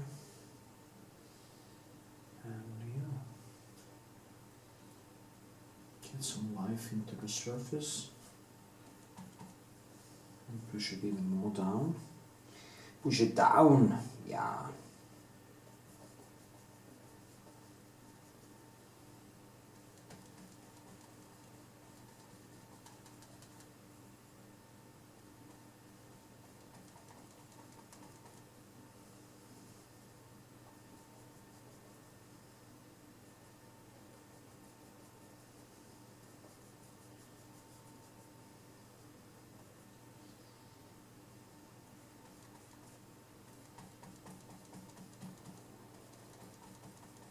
Funny, I really learned to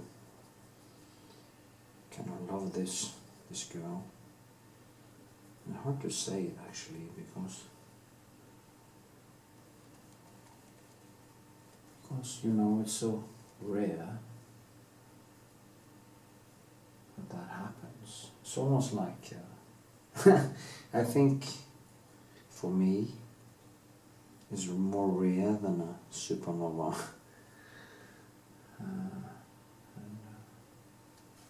But then again, it's just life, you know, you just have to live it. There was this guy on TikTok, I shouldn't watch that, I kind of stopped because I kind of lost interest of all this video bullshit, but sometimes there are some, if you follow the right people and you don't scroll and scroll and scroll, it can actually be quite interesting. There was this guy who kind of was talking about this old picture, this black and white picture from the probably 1800s or 1700s or something like that, and he was talking about, you know, all of these people are now dead, and it's the same feeling every time I go home to my home Iceland. I see all the old photographs of all the people that are dead. I used to know some of them, but no, some of them I never even met. They are relatives, dead relatives. And it is strange, as this guy said, and I've been thinking about that many times myself, that these people had a life just like us. All the people you see, maybe at a distance, you know, in a black and white photograph from long back, they had the same kind of problems that we have. They had, I forget the food, you know, existential problems, they had their own personal problems, they had economic problems, they had to go to work, much more than us actually. And there were no medicines, so people died more often. There were no, of course, antibiotics to save women in childbirth. So, I mean, the risk for a woman to get a child back in before they invented antibiotics was basically playing Russian roulette. You know, the chance for you dying as a woman was just extreme. And yeah. Actually, that got me to think about that. You don't hear a peep, a single peep about Afghanistan right now. Have you noticed that? That has just gone. Now it's Ukraine. But anyway, you know, they've been fighting for centuries, so that's reason. The West only cares if there is an economical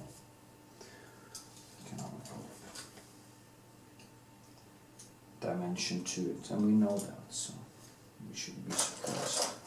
Anyway, maybe I should go back to talk about painting, since that is why you're here, I guess.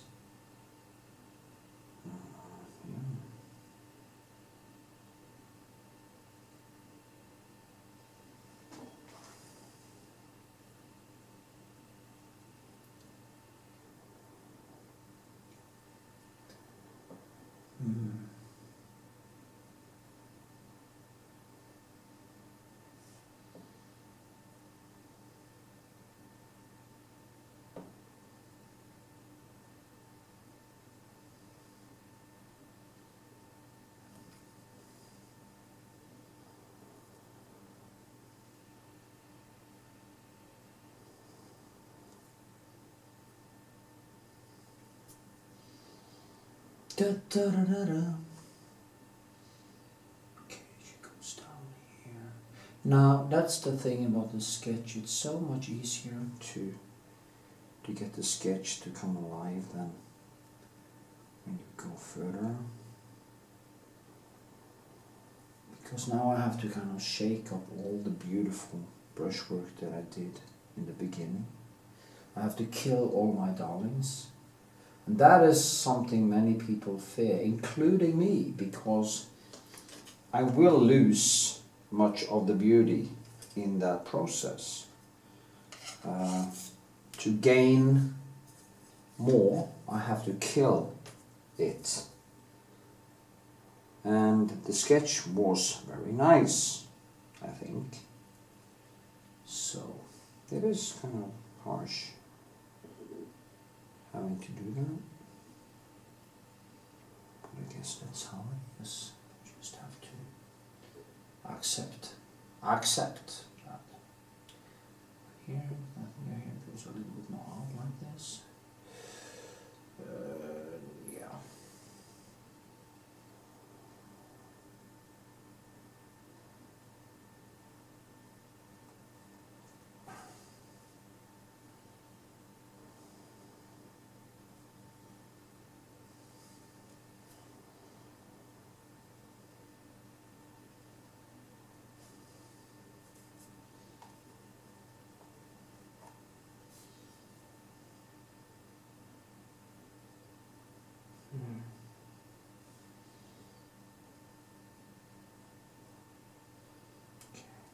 So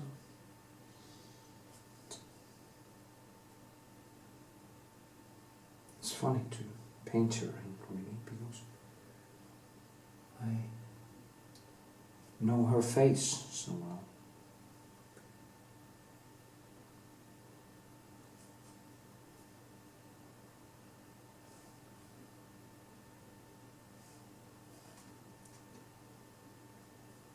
It's almost like I can feel when I touch it how the hair feels, how the face feels.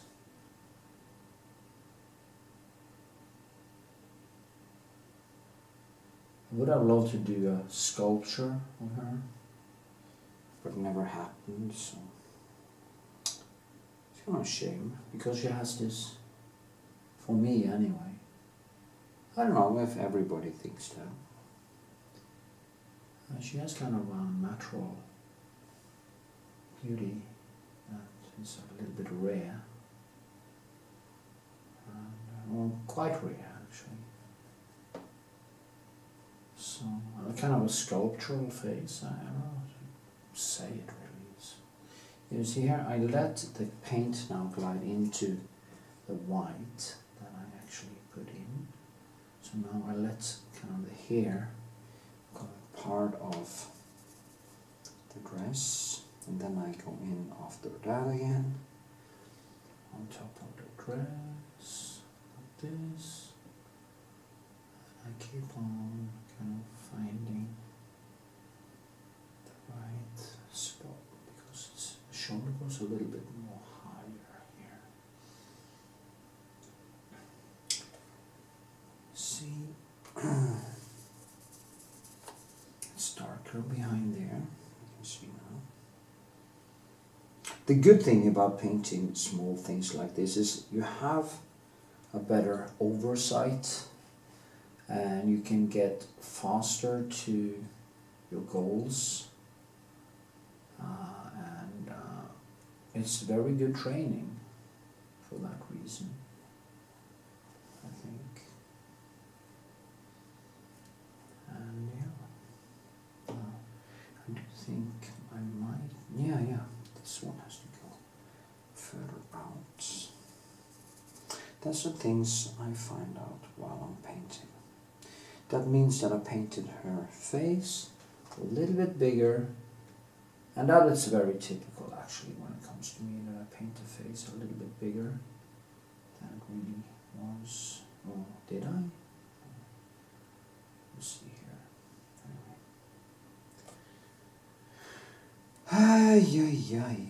Jakob.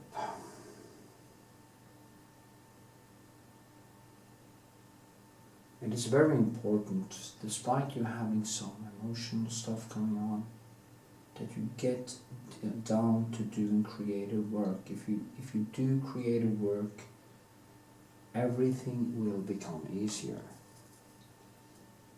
That is why they actually use painting in therapy, to get that thing.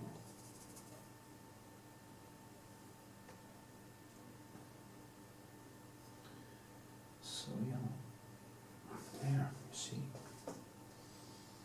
And I need this one out here.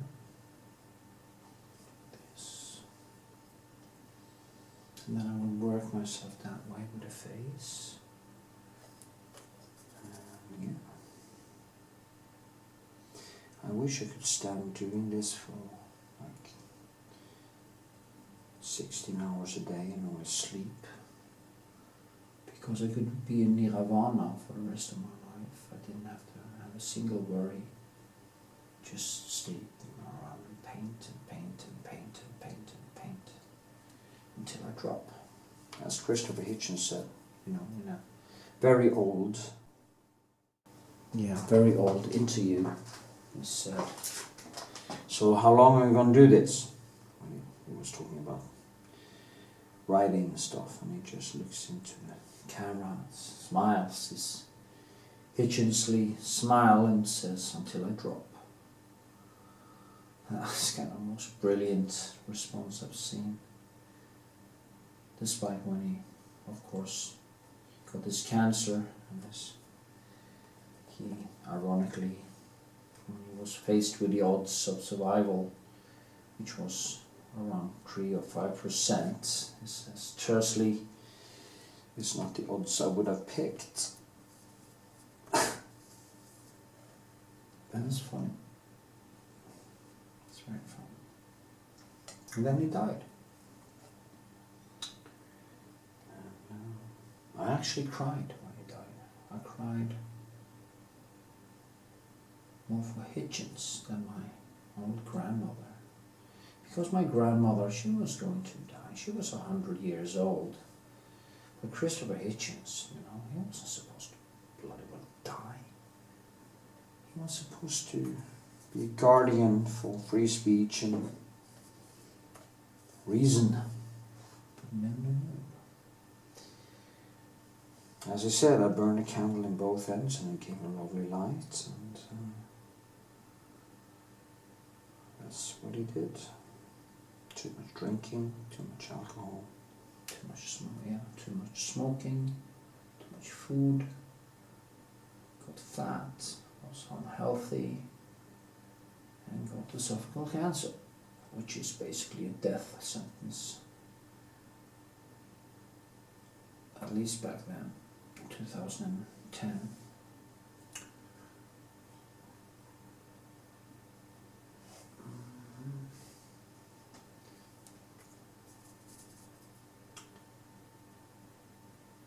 You know, when I was in my 40s, I don't think I realized that I will ever reach 50.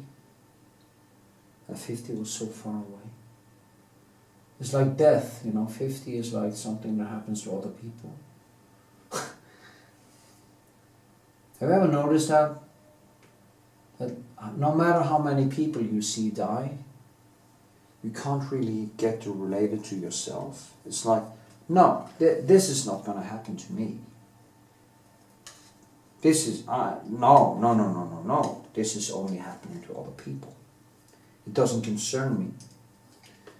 And there is I think there is some inherent block in the human mind that maybe even when people kill other people in war or something or whatever, maybe they even then doesn't realize that they are actually killing this person.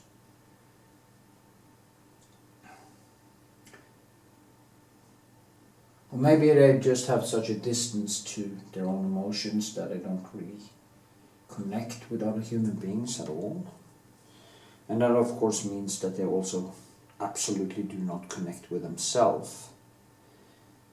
So, that lack of sympathy and empathy. Anyway, I keep on derailing away from painting. I'm sorry. I'm so sorry.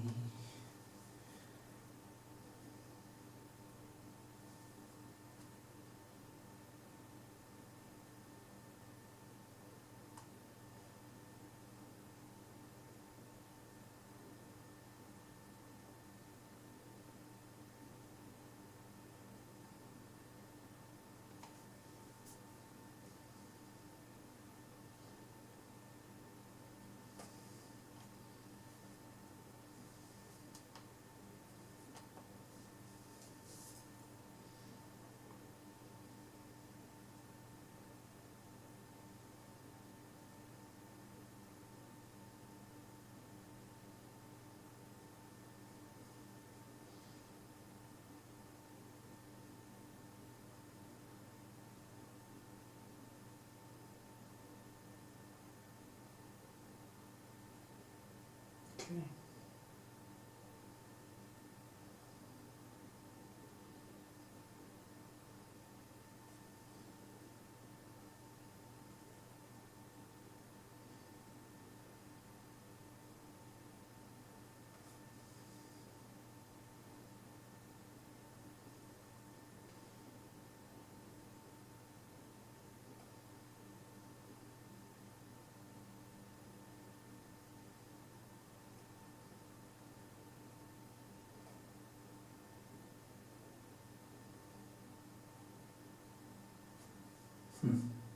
Anyway, I will... No, I'll just continue painting now. Actually, because I want to do something with her sweet little nose. Painting anyway.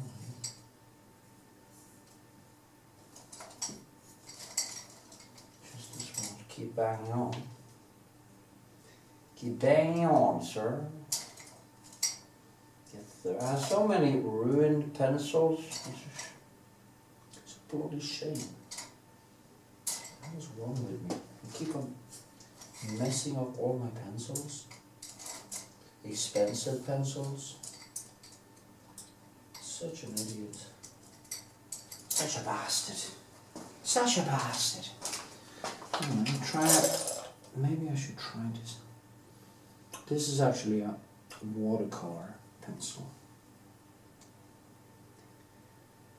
I don't think it's Da Vinci. No, it isn't.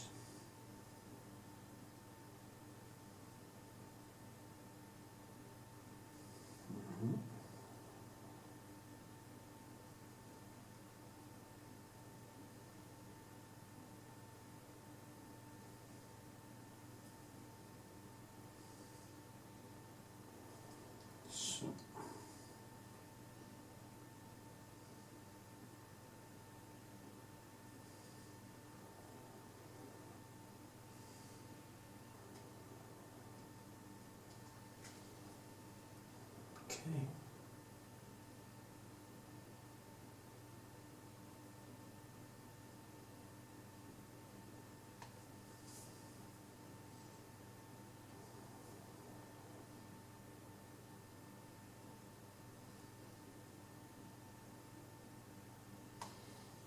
Yeah, that little lumpy nose that I know so well.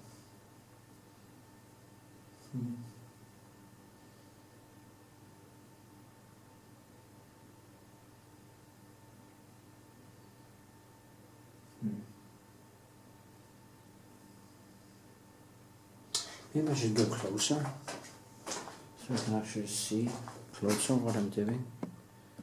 Like this. Do something with the nose. I'm gonna do something with the nose. Okay, that's gonna be difficult. There's so many things happening here. It's really scary actually because it's so small and it's so easy to kind of screw it up that it makes me anxious, basically anxious. because I really want this to become a beautiful, small, beautiful portrait. Actually, I have this gallery in New York that I'm going to do some stuff with, and I saw some very nice portraits there a few years ago. Very small things actually, which inspired me very much and showed me that, you know, all things doesn't have to be big. And, I mean, you only have to go to Vermeer, of course, and see that, but these were more modern, kind of had a more modern feel to them. Without being photorealistic, they were kind of painted, but also, what should I say, both painted and detailed at the same time. And I like them very much, so they inspired me to think about doing small things nowadays.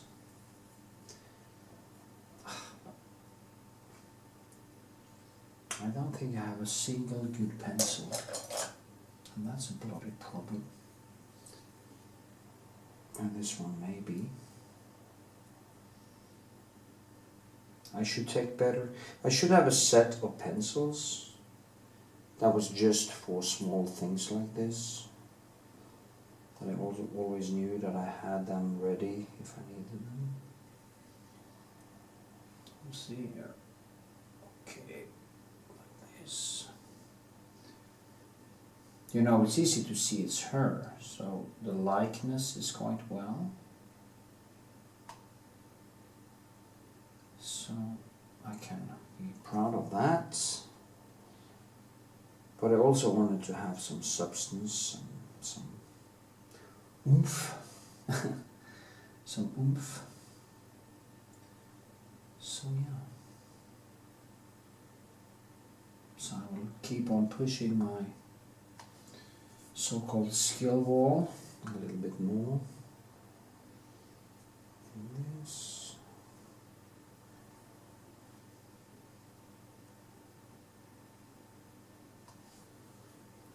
I need to use that Naples Glow Dunker and my Alsadine to push that yellowish tone down, or push the reddish down, maybe even add some blue in it to get a shadow that is a little bit deeper but neutral greenish reddish inking, I think. It's a lot of issues when it comes to this, and yeah.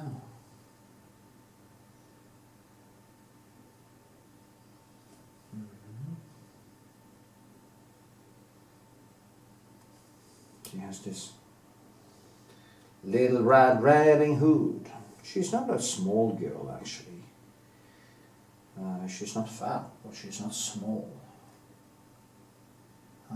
She's tall for being a young girl, like 170 something. So she's not a small girl. The face makes her kind of look smaller on the pictures. When you meet her, you feel that she's more like a woman than a girl. Her face looks very girly, but her appearance in real life are more like woman-like. And that was actually surprising the first time I met her, because I was expecting way more girlish. And she's girlish, is not what I'm saying, but she was more woman than girl, anyway. And that's nice, of course. So yeah.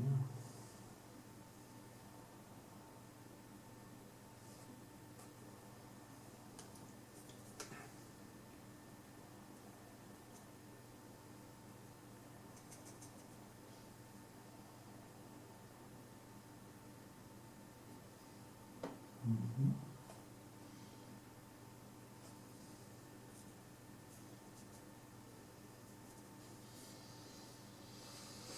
Yes, yes, yes, yes, yes.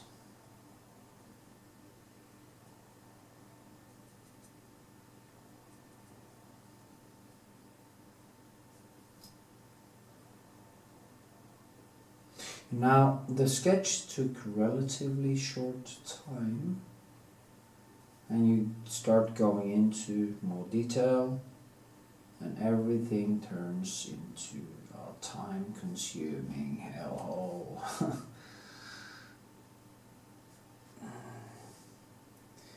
But you can't do anything nice unless you invest the time in it. Time is of the essence. When it comes to paintings, time is a very, very important dimension.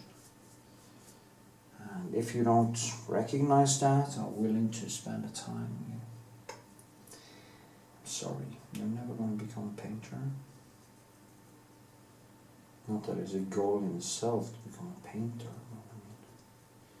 If you're going to do art, you should try to do it properly, not hide behind the same relativist bullshit that very many, both artists and gallerists actually. Gallerists also kind of complicit in that they basically hide the artist's bullshit behind artistic rhetoric, and maybe even or usually actually, the name of the gallerist or the name of the gallery. And that is a shame, because there's a lot of really good art who never gets shown or get the cred that it deserves, because too many gallerists and too many people actually prefer easy peasy shit, and they want the vanity. When art becomes vanity, that's a very, very difficult problem. It just becomes a vanity. Yes.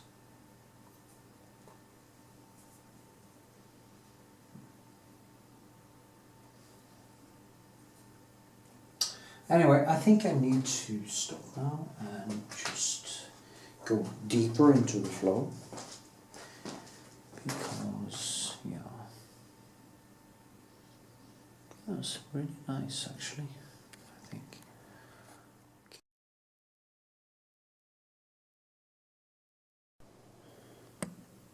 Okay, I've been working for a while, and now I'm just trying to work in some more shadows and neons.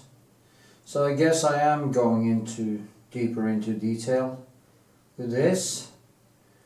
Hopefully it isn't gonna be some kind of a never-ending story. La la la la la la la. But you never know. When it comes to me, suddenly I spent half a year on something like this. Wouldn't really surprise me too much. That's how it is, you know. Being a painter, that's how it is. So you see.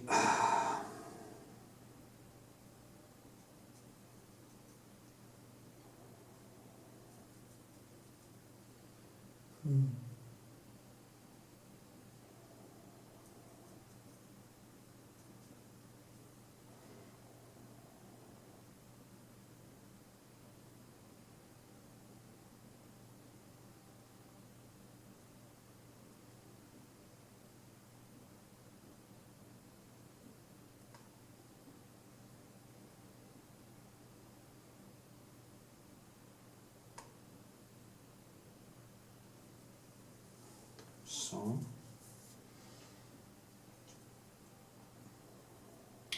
it's always more easy with a sketch, because it's open, because there is no detail. So you can actually, I can fool myself, I can actually fool anyone. But as soon as you start working on top of these things start to become more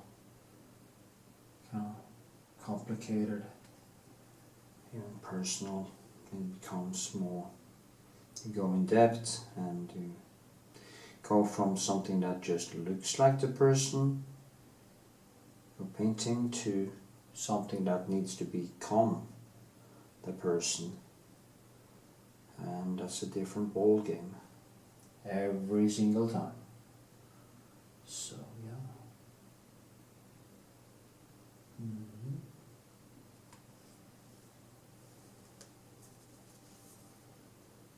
Same shite.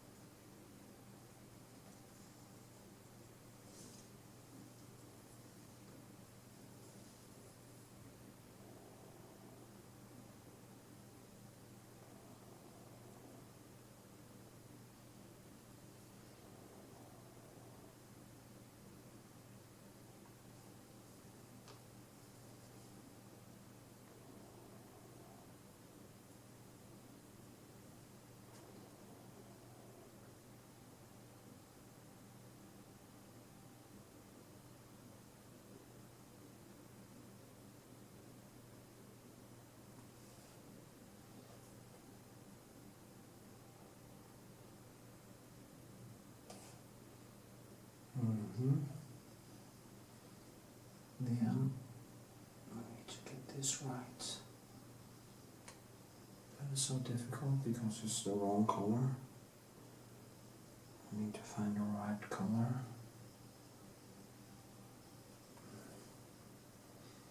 And the shadow, and the nose. And all my pencils are just totally ruined.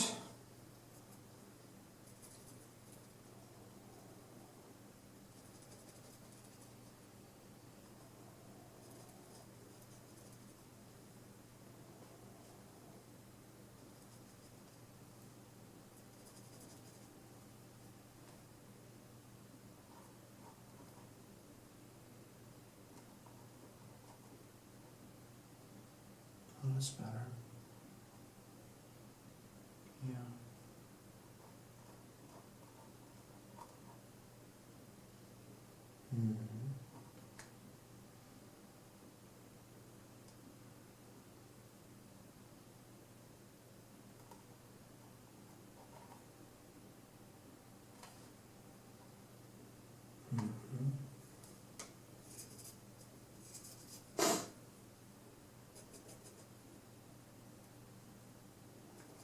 I need to buy myself some new pencils tomorrow.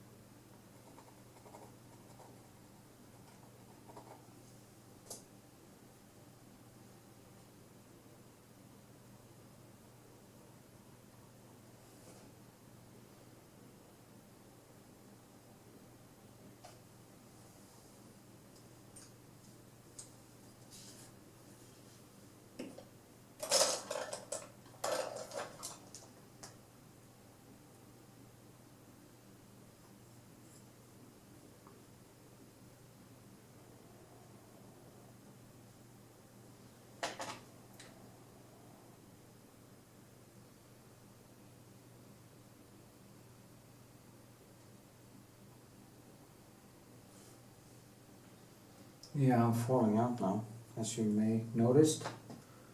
I just fell into deep thoughts and concentration.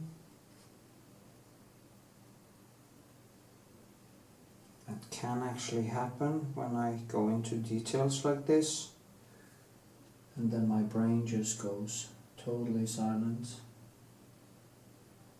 and I really focus and concentrate.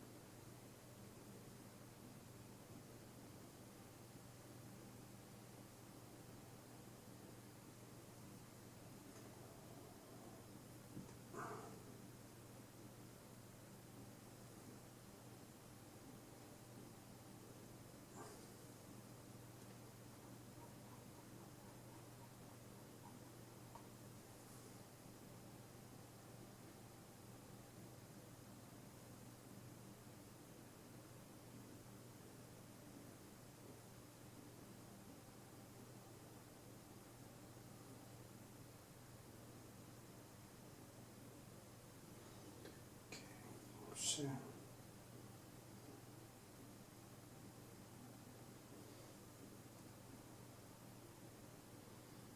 need a more neutral color there.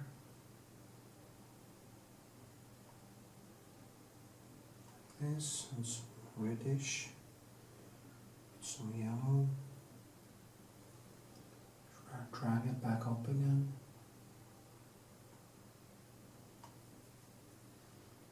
And actually it's longer this way. Yes. Oops.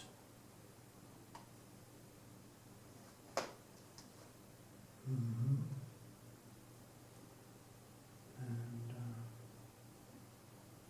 some lights in there too. Just cross over a little bit. Make it more natural. You start to see that the eye is actually going more up like that. Then I have to tone down the nose root here, so that gets more correct.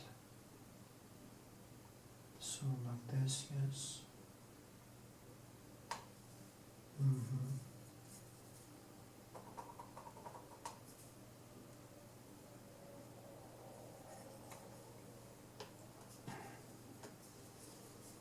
What used to be easy is now becoming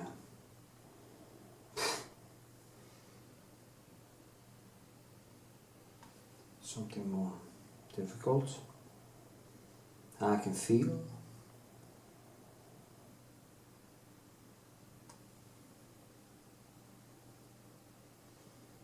Guess that's okay.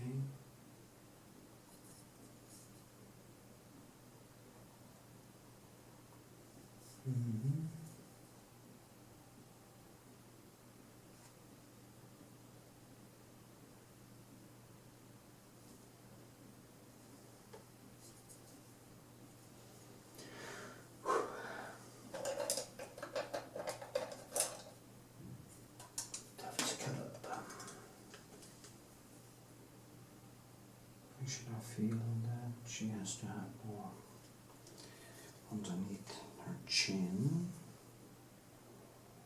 So just pick up some reddish and put underneath here.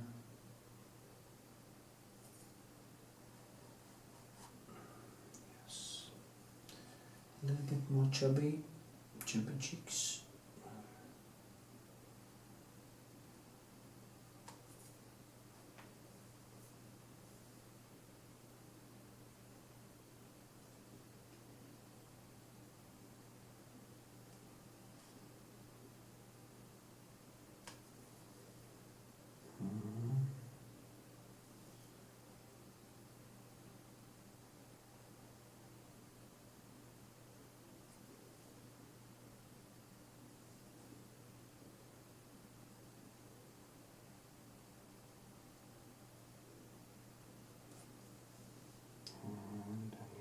spot.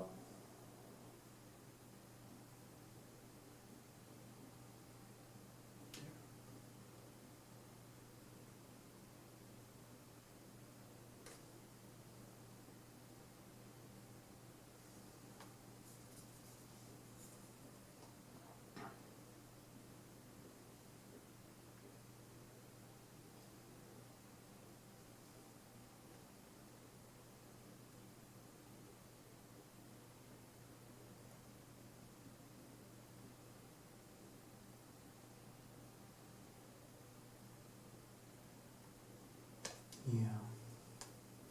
I almost moved the lips now because I did think wrong.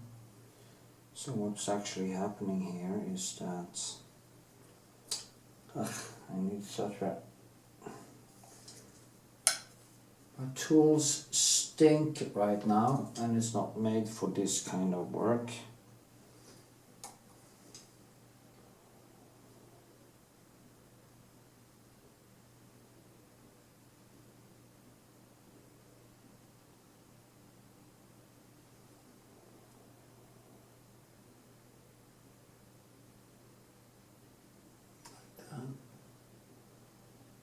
No, not really. Not really.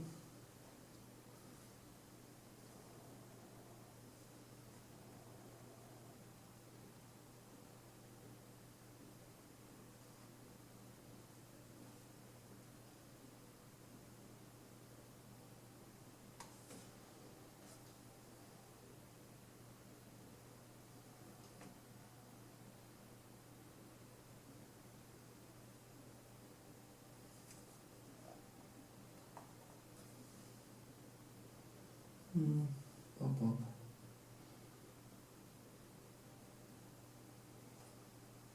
No, that's wrong.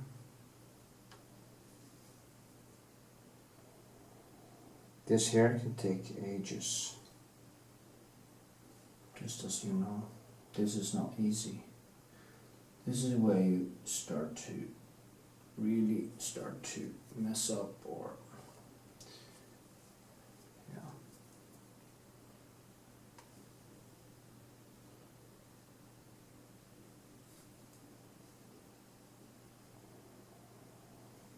So if you think this, portraits are never easy.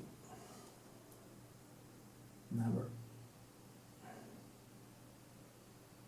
And it can actually turn me quite neurotic because I'm so into getting stuff right, and if I don't, it becomes this nemesis.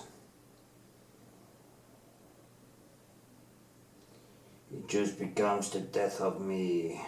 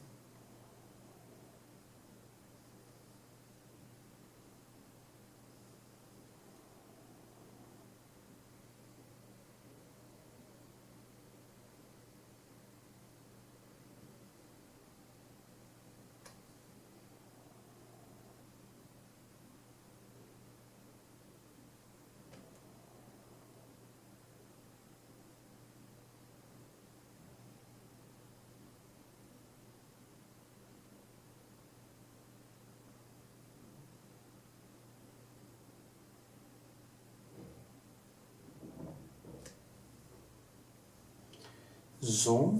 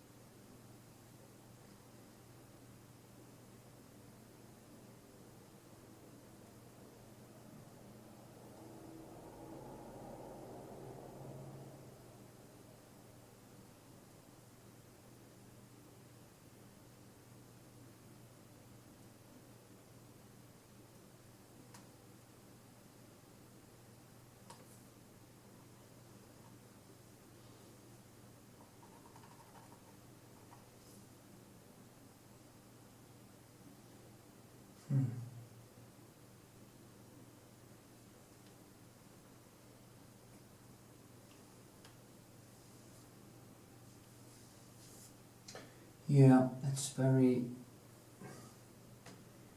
I'm focusing so deep now that I forget that you are here. And I'm trying to figure out so many things at the same time.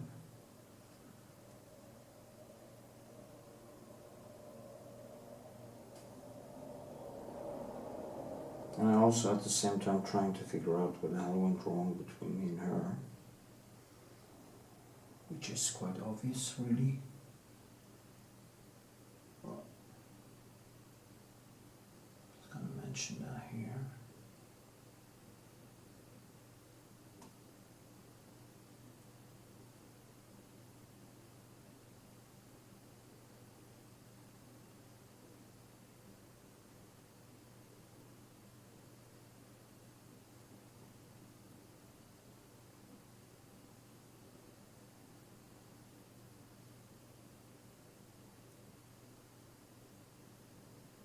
It's funny because you don't notice that you are in love until it is too late in a way. It's like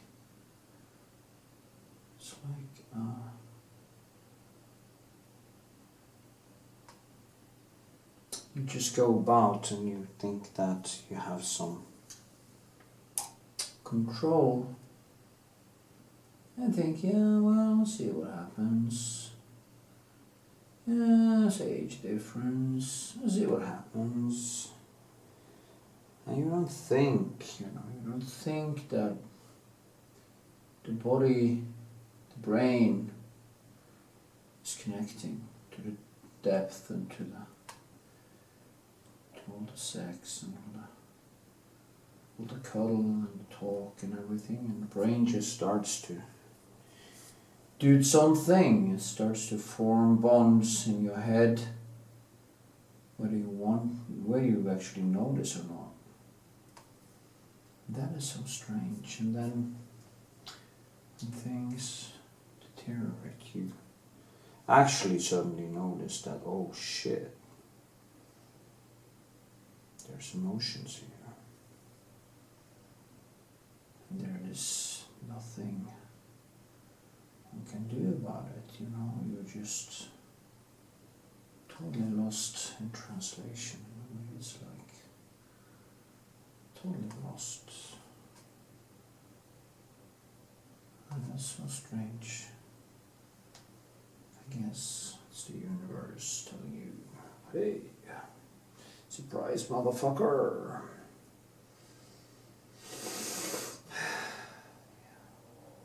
Oh. Life, I guess.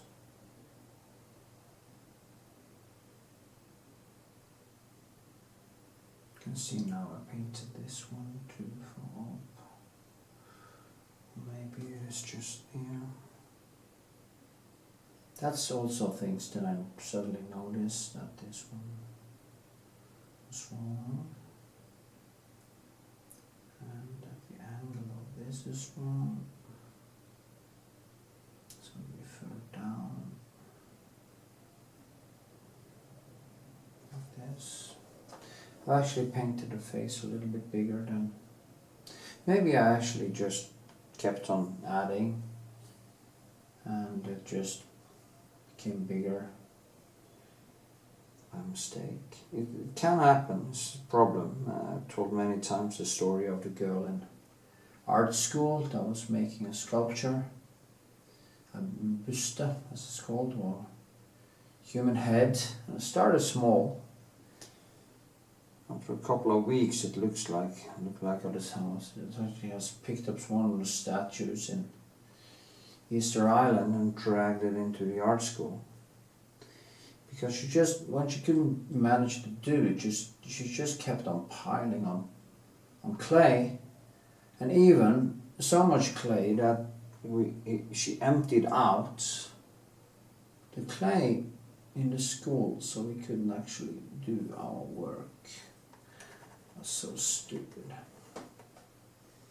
And I actually once went to her and said, try removing for a while, okay? Don't just add and add and add and add. Try remove. And she got so angry. Just another narcissist artist. Such boring people. So predictable. As the late Christopher Hitchens did say, it's also boring, it bores even me. When he talked about his cancer. Why me? Why me? The universe doesn't even bother to reply. Why not? Anyway, I don't know where I start talking about that again. But I guess that's me. That's me.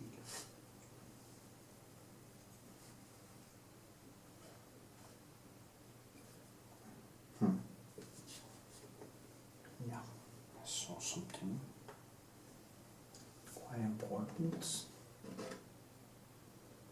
It's not this. Oh, fuck.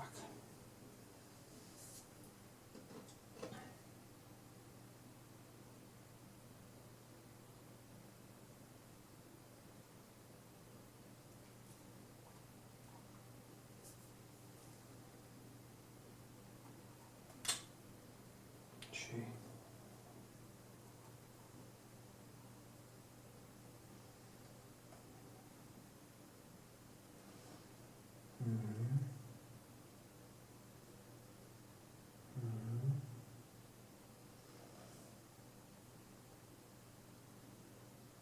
Here. This.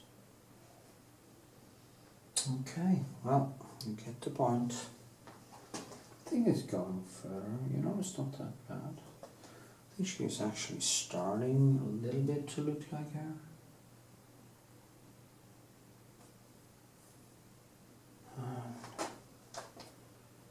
Yes, this one. It's a little bit broader.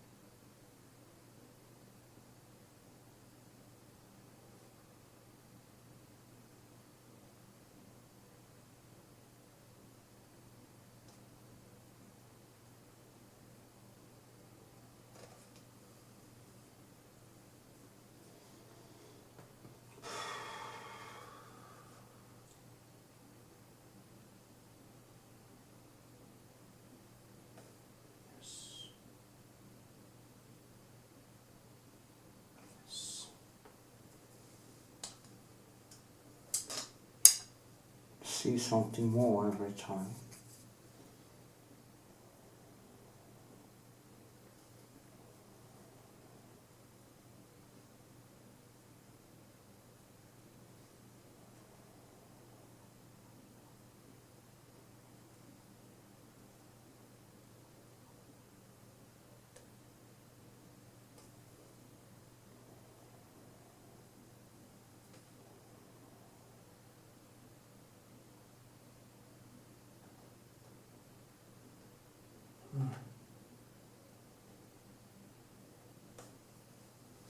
Well, no, it's not so bad. It looks like her, after all. See in the mirror. Well, it's on the right direction. So it's not so bad.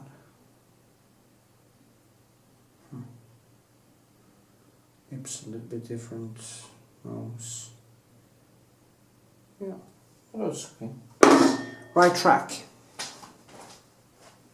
Definitely. Okay.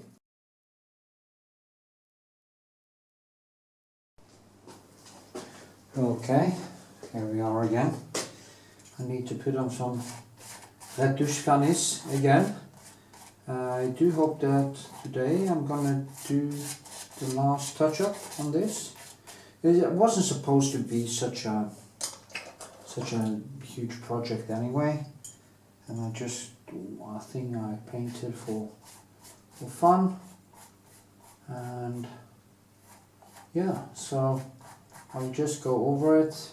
You see it dissolves here, so it's not that many days since I painted on it. I just want to make a little sketch or little painting just to see what happened. And I think it came out, at least until now, pretty nice. So we'll go over some details, try to get a little bit more lightness into it, and then I will call it. Yes. Now, I don't think I'm going to do any real glaze on it. So just like this, I want to glaze a little bit, just a touch up, but not much. So we'll see that when I start painting in like 10 minutes or something. Okay, so here we are. Again, I'm going to try to get in some details. I bought myself some new pencils, and they are really expensive, so I hope I can get some good result from it. I have to clean up everything, and from now on I have to start to remember to actually clean my pencils after use.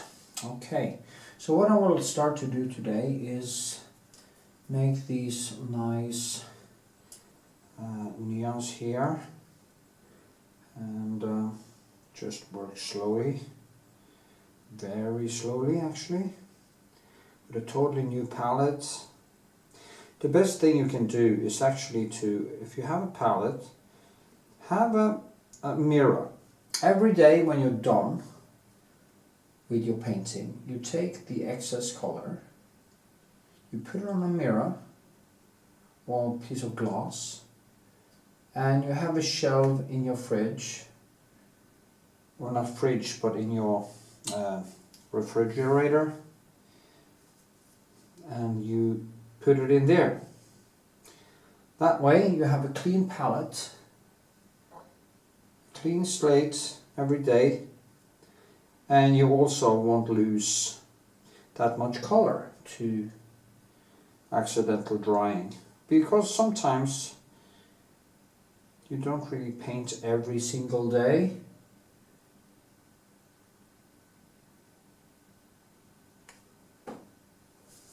And if you don't, you will experience that the colors are drying out, especially during summertime. When it is winter time, it actually takes longer, luckily. So yeah. Okay, I'm trying to get that shadow there, right. Maybe I should zoom in a little bit more so you can actually see better what I'm doing. Maybe that's interesting for you. Now, of course, this has also become an existential thing, as all my paintings usually do. After a while I start to add in more detail, and then I start seeing more mistakes, then I add more detail, and then boom, it is a project. What started as a sketch becomes this never-ending story, And it can, at times be quite frustrating, but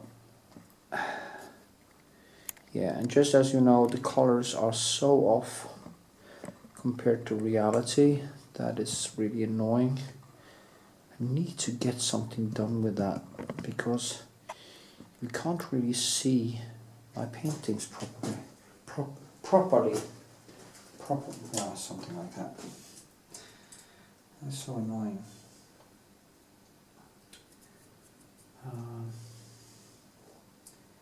But anyway, so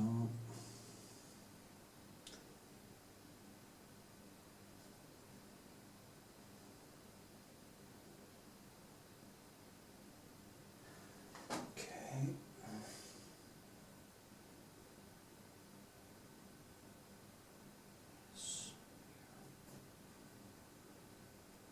I know that if I keep on doing things like this, I will very fast, get better. I also said many times that I would like to start playing the piano, and I actually now think I'm ready for it. Because I was thinking yesterday when I was out, actually I was dancing, just jumping around. I've been doing that for years. Actually the girls used to believe that I was a dancer because I've been doing martial arts for so many years. So they actually thought I was a dancer.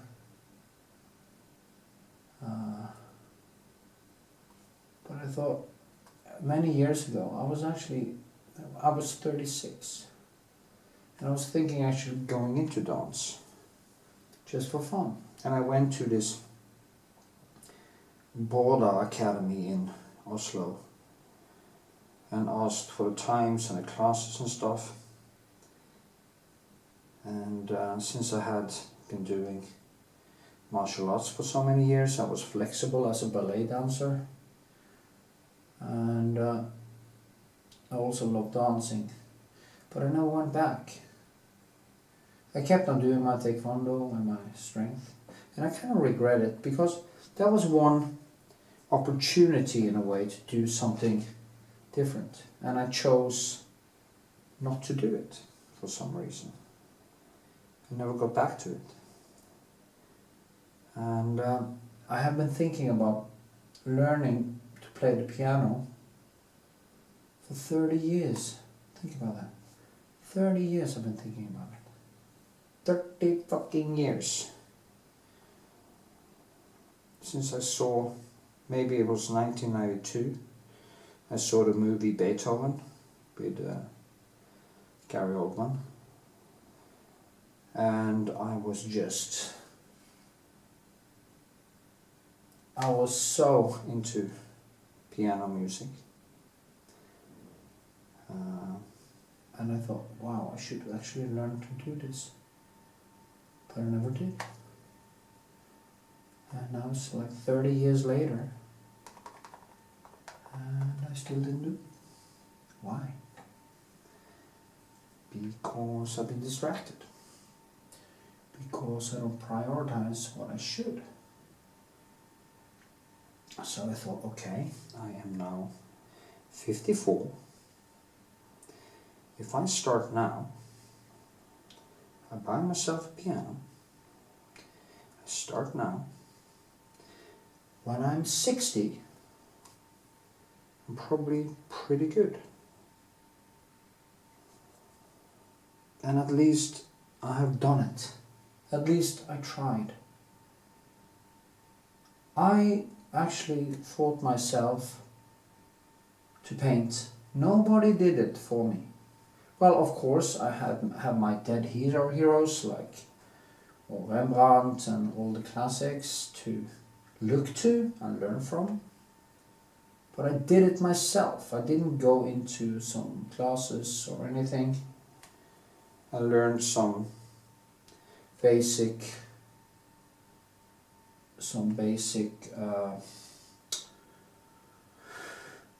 color theory. And I had my teacher, Cecil Kobosta, in drawing school, who actually made me fall in love with, basically fall in love with color. But despite that, every single thing I've learned, I learned by failing, by pure passion, pure will. And I think I could actually be able to learn to play the piano in the same way. And the good thing is that my father actually plays organ, and he could actually teach me notes. Nice with this small lights here coming in. So I thought maybe I should talk to my father when I get home and have him go through the different aspects of that. Anyway, so I mean, if you want to do something, is there something else on my bucket list? What's on my bucket list? Well, taking the 4th dan in Taekwondo. That's on my bucket list. Starting up the Taekwondo training again. Use it as a meditation. The ponza and stuff. That can be really good because it's a lot of motion, it's a lot of calm. So I thought actually I was going to take that book with me to the gym tomorrow and start a warm up with some pumps, some classic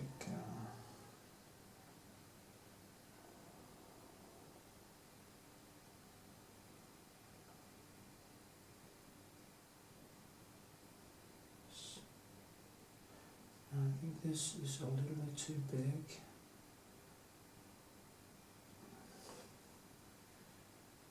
It's really difficult when it's so small. It's not easy, it's super duper small. And it takes very little for it to become too much, too little.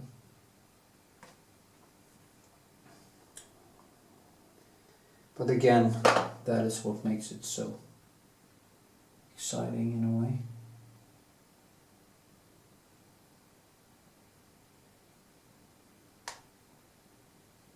And also, I have some love for this girl, so it is kind of strange to paint her, because it's almost like I know her face from the inside out. I've been looking at her face while she was asleep. It's almost like I know it by heart now. So funny. Anyway, I wasn't going to talk about that in this painting, but I did it anyway because I'm such a moron.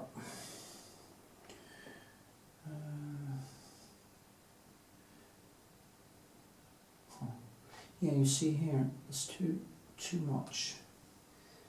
To calm that down, and that's also the thing.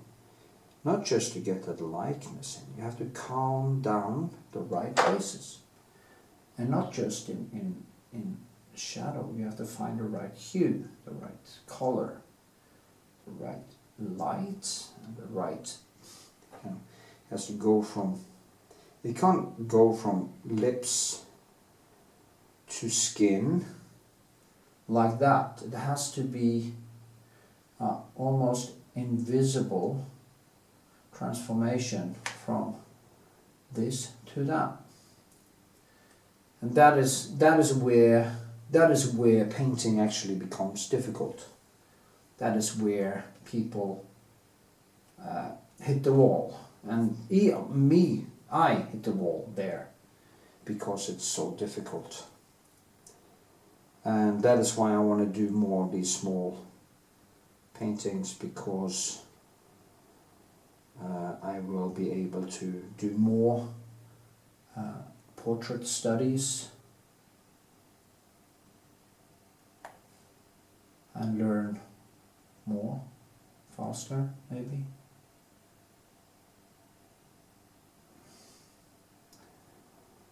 The funny thing is that me and her kind of have some of the same facial features. And it's very clear actually that we have that. So yeah.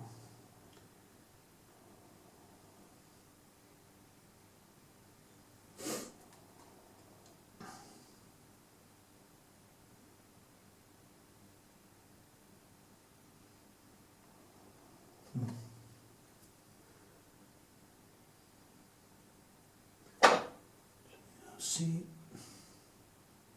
get that light from here. The neons are so close together, and I paint them just too hard in a way, and so annoying.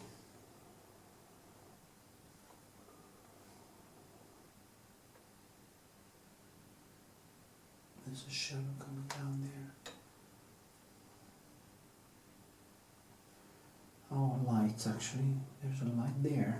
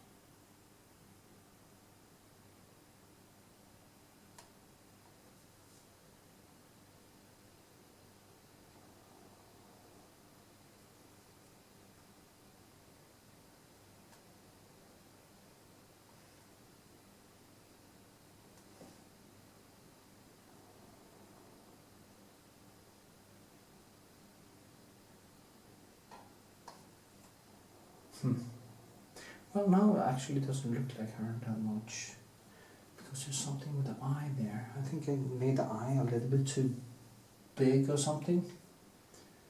Anyway, there's something there. Something lurking in Mordor. Maybe I should actually tone it down a little bit. Yeah, I have to make it fall in. And then I have to make this thing here.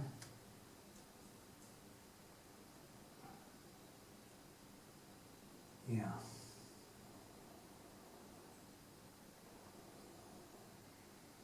Analyze this.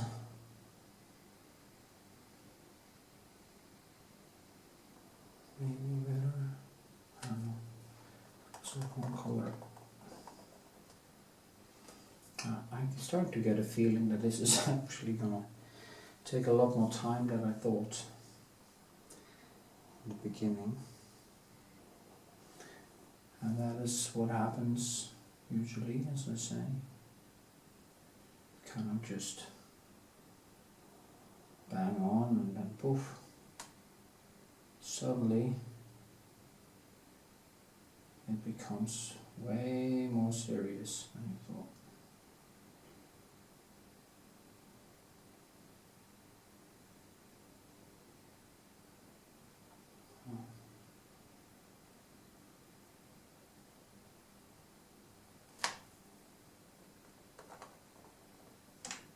Okay.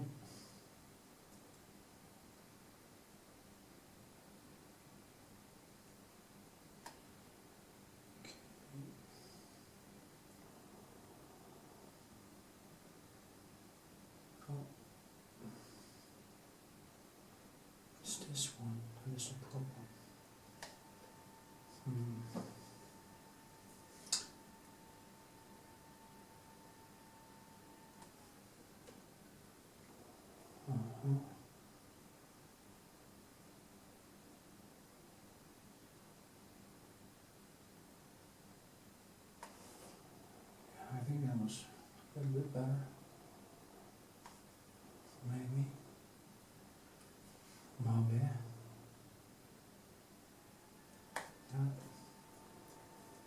there too, you see that light there? Now you don't see that, but there's a light there. It kind of explains the back of the nose. And then I'm starting to get into more the nitty-gritty details and what will be excruciatingly time consuming.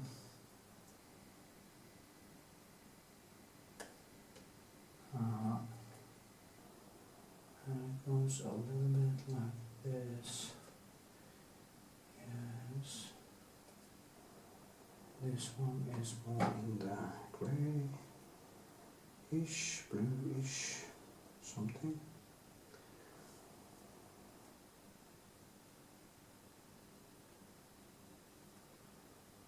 Yeah.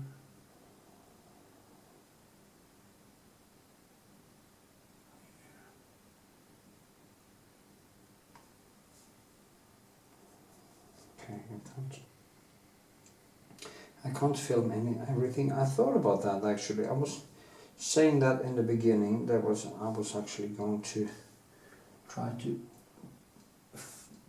kind of film everything, but I see now this will take many more hours than I thought. So that would be a totally useless project in every sense of the word. Anyway, I'm going to stop now and I'm going to stop filming now. It's 20 minutes, so yeah.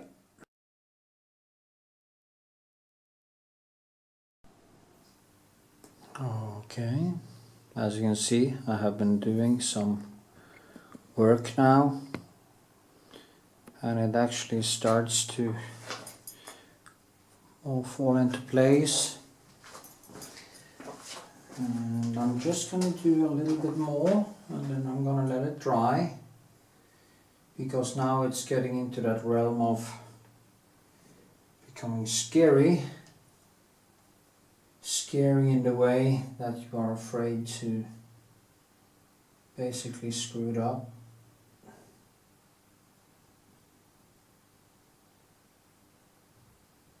They have to be rounded a little bit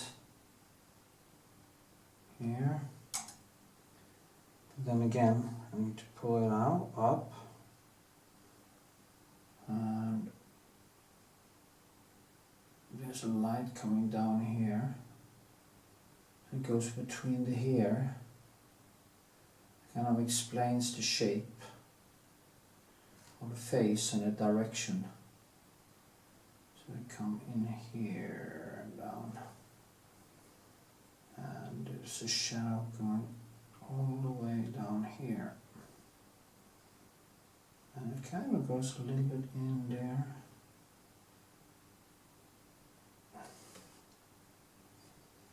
As you can see,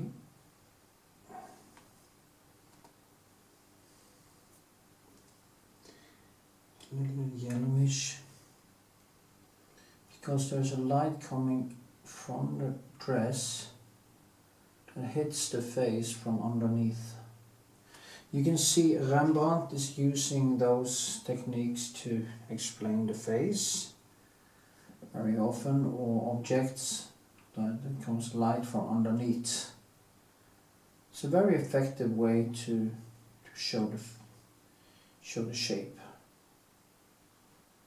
and get under it in a way. Yeah.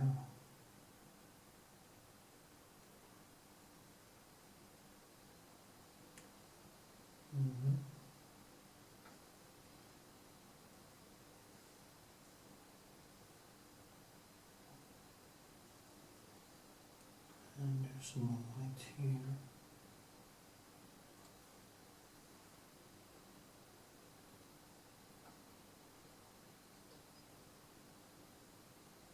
Here.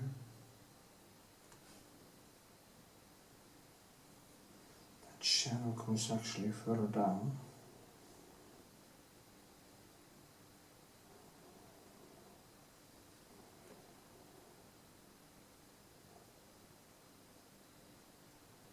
This.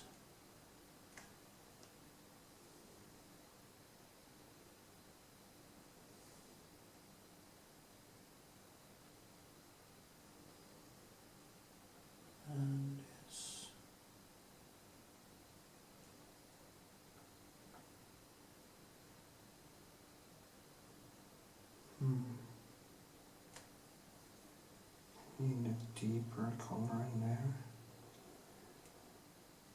Deeper here.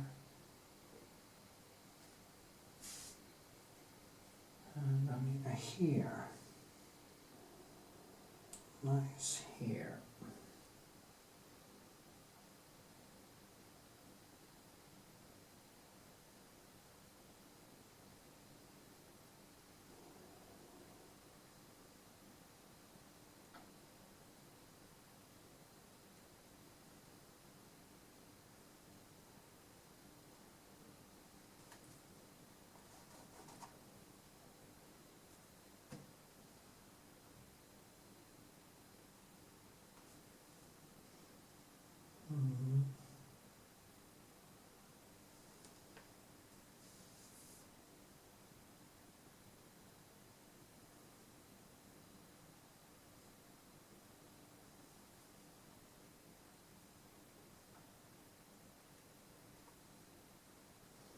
It's becoming very meditative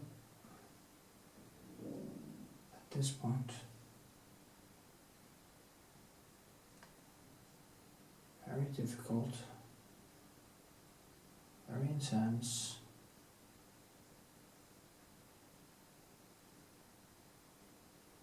Very real.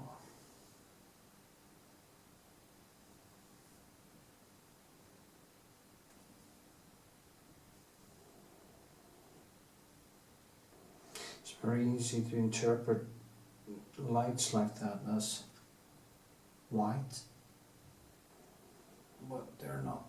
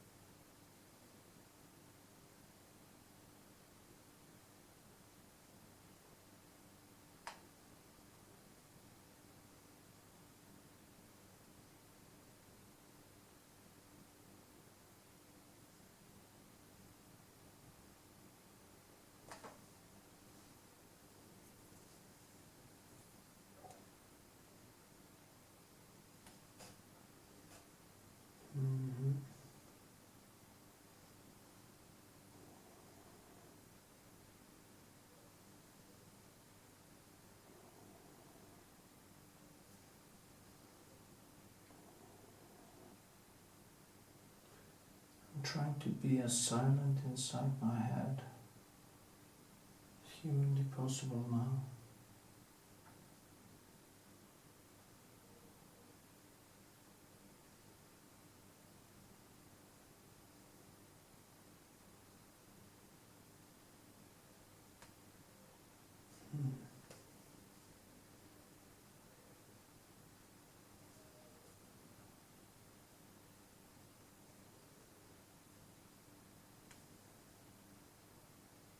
In many ways I really can hear a pin drop inside my head.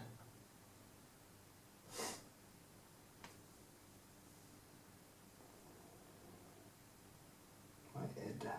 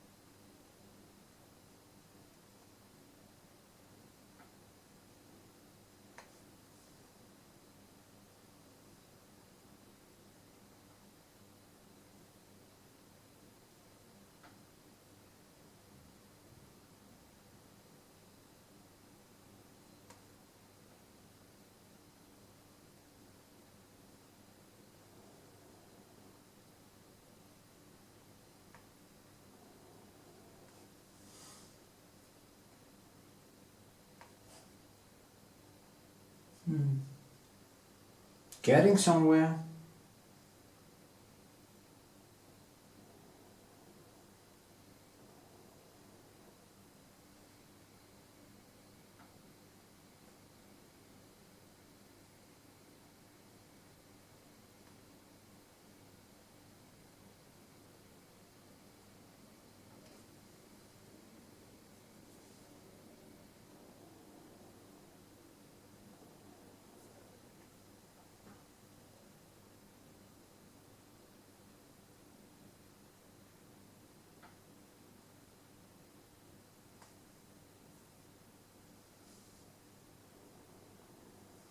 Okay, I'm just gonna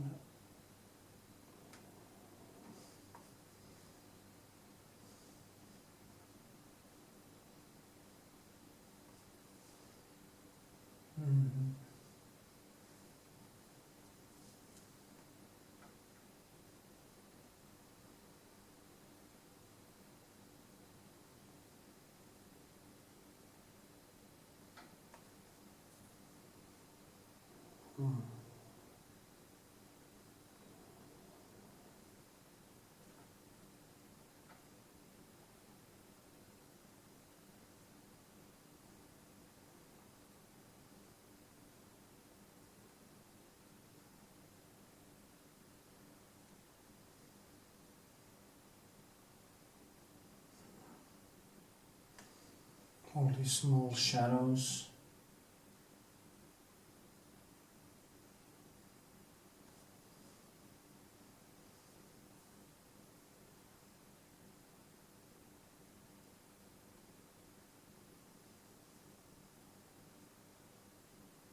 Tiny, tiny details forming all the time. So interesting, actually, this.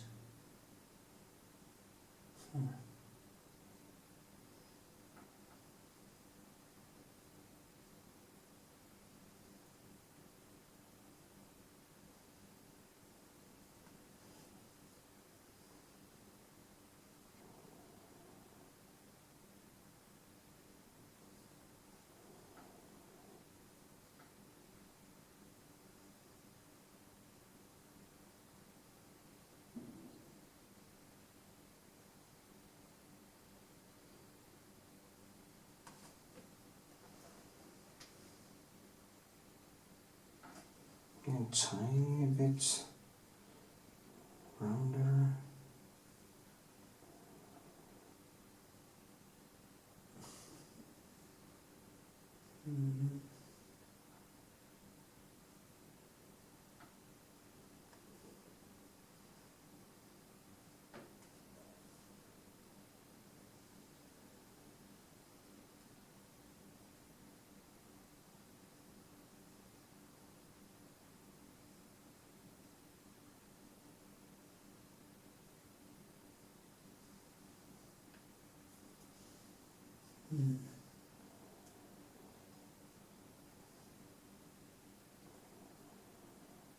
Such a focus now that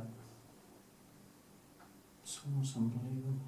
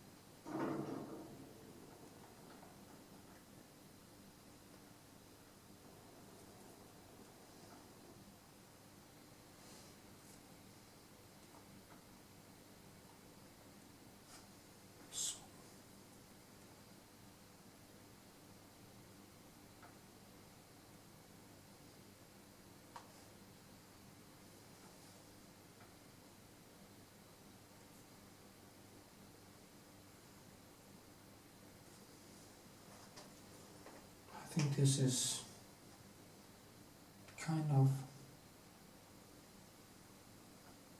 good.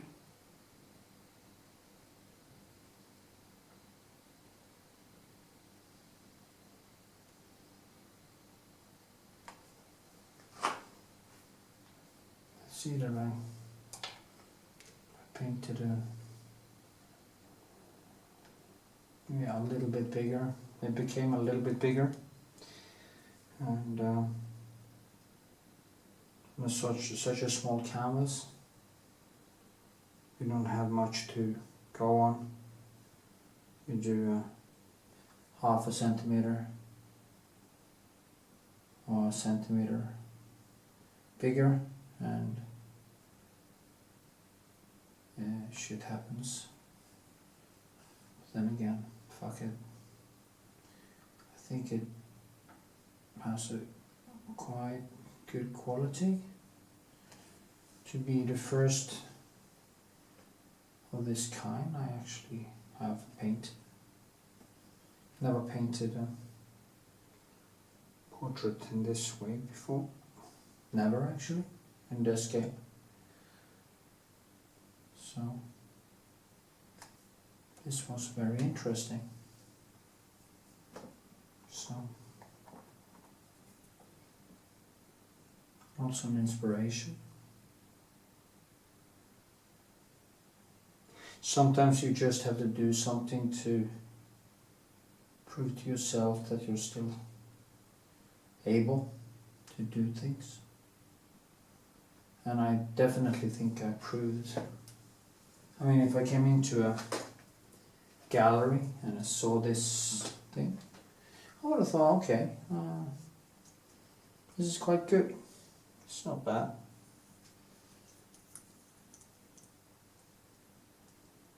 And maybe I should at least sometimes give myself some kudos, slack.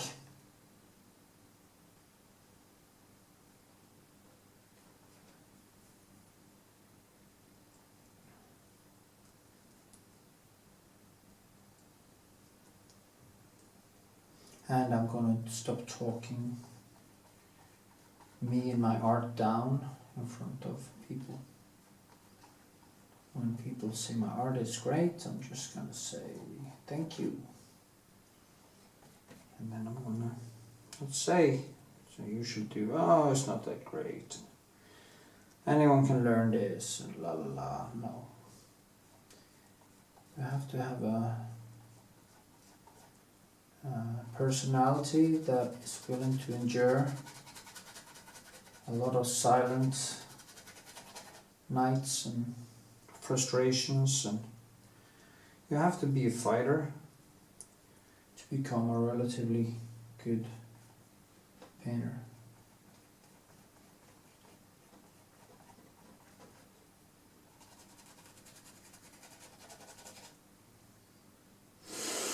So not everybody can do it, because most people would kind of collapse underneath the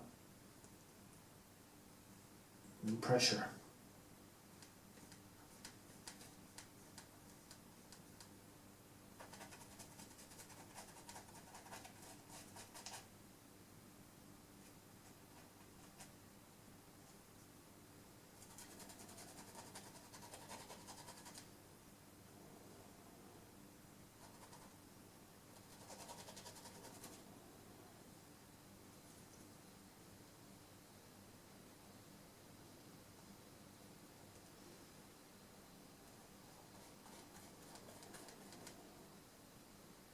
Also, I want the background to be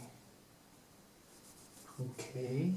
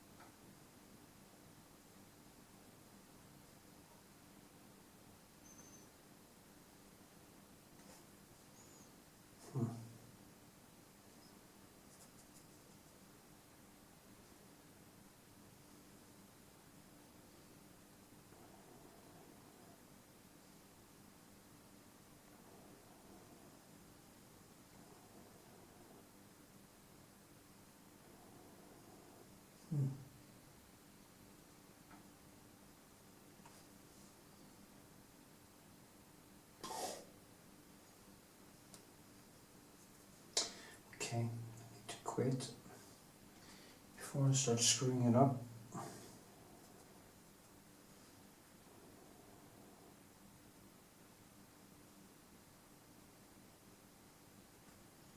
Some micro glazing. Oh.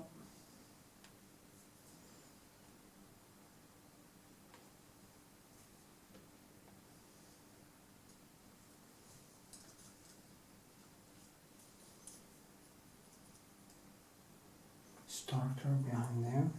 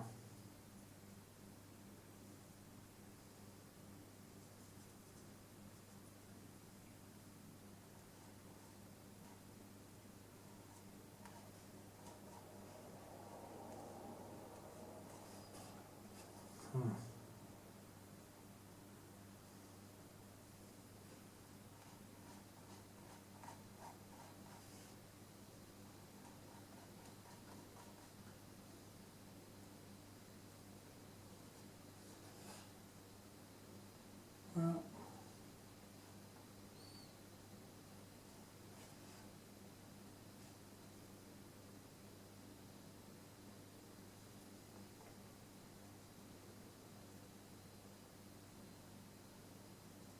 so far, I mean, it's like I just can't tear myself loose from it.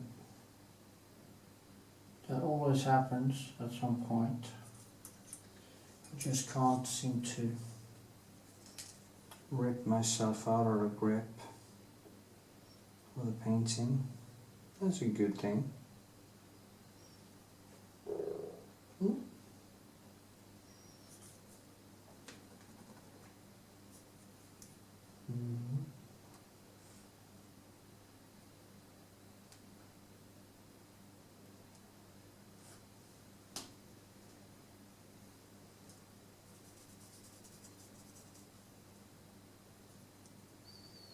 Okay.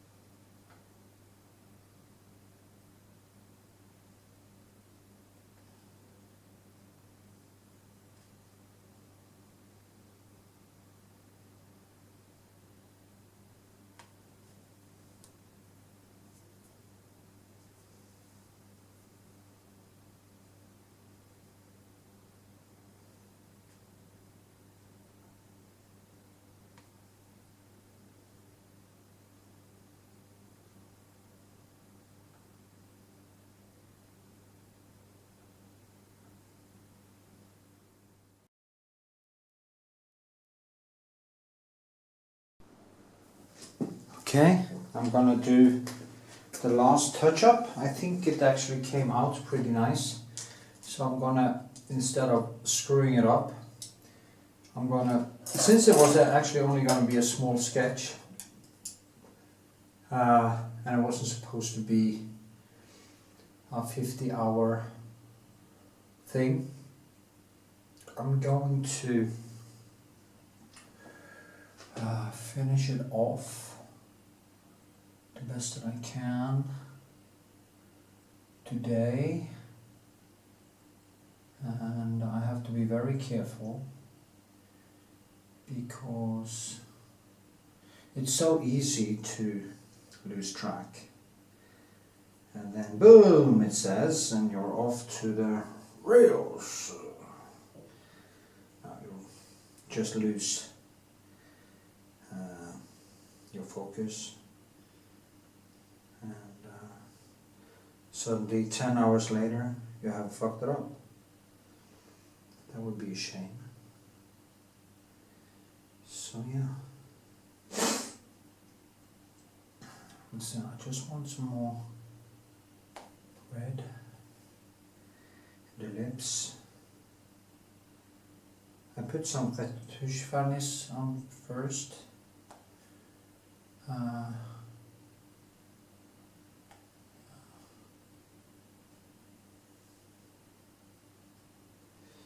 And when it's so small, the neons are also extremely small. So there's almost nothing that can make or break it. So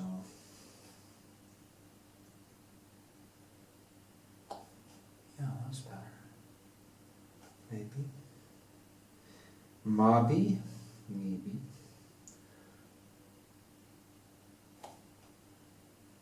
And her lips.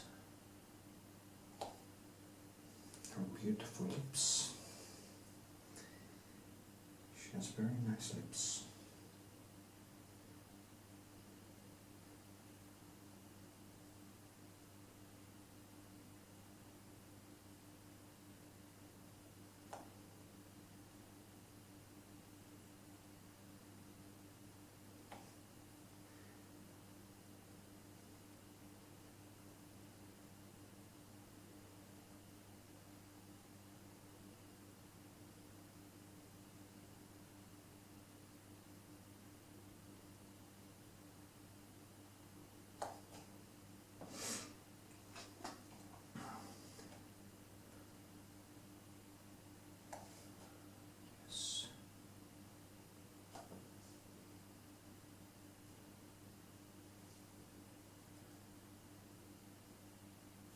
The shadows is quite hard also in the painting itself. So yeah.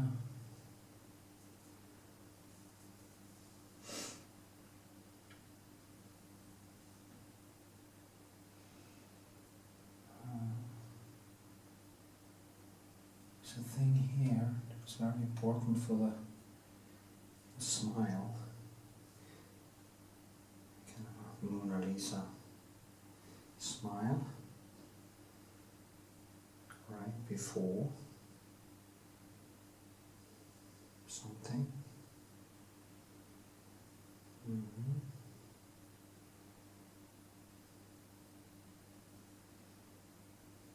See.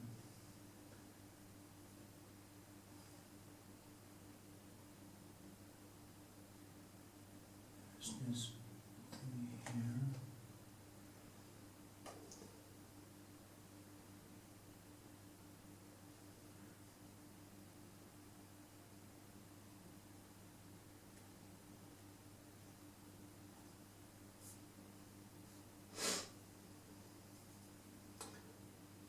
I use a lot of that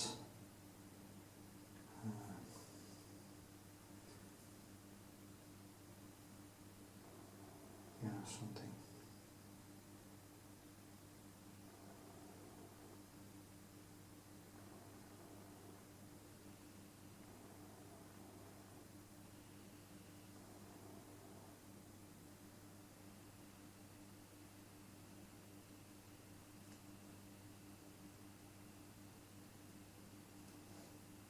that's nice. That's kind of that little smile.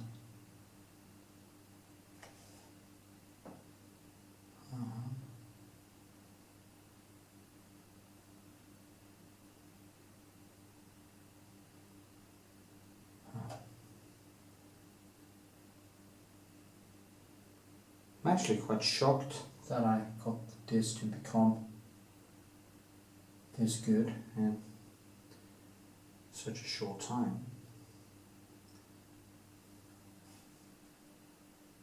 Didn't expect that.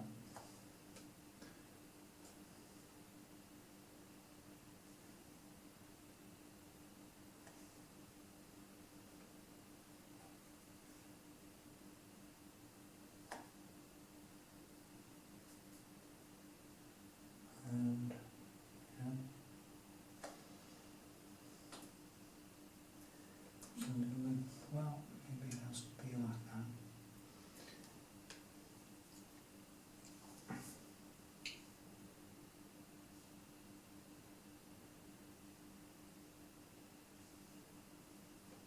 There's this one, right here.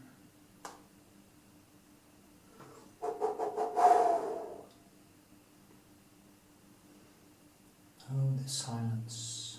Silence, my friends. The silence. Silencio.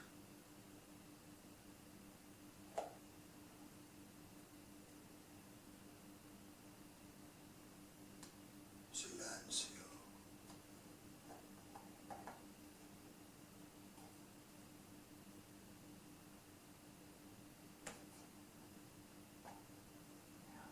Yeah.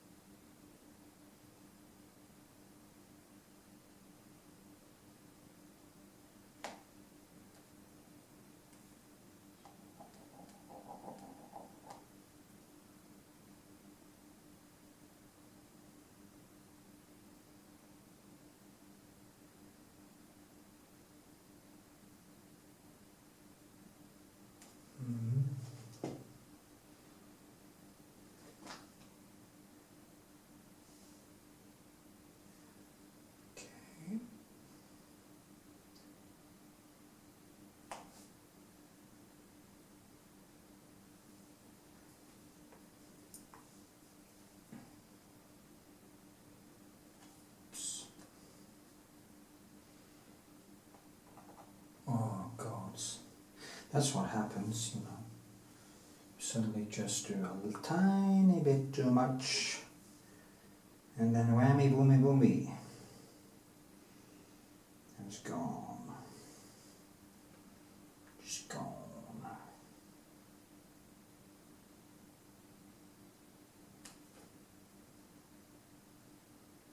Huh. I fucked with everything. How strange.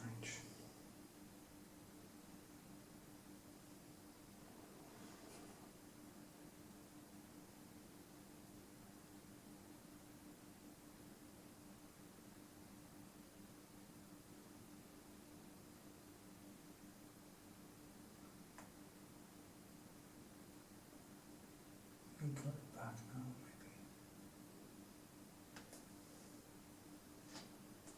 Not ready.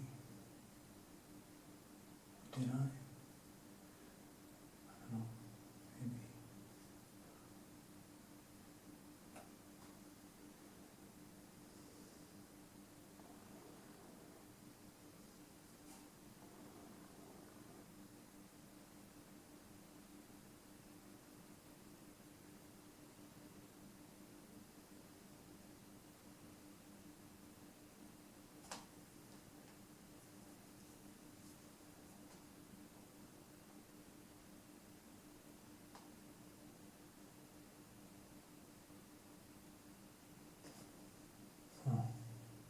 You see, I need a mirror. No, I screwed it up a little bit. I shouldn't have touched the eye. It's so delicate that it's almost impossible to see.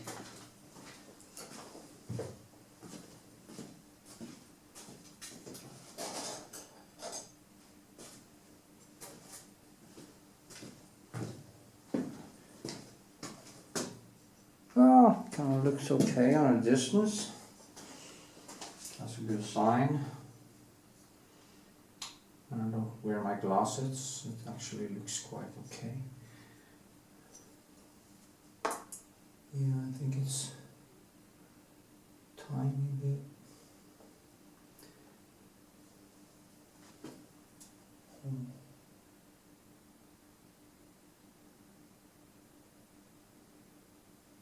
Yeah. Sometimes you actually just have to remove stuff to get it right. Not just add, but also remove.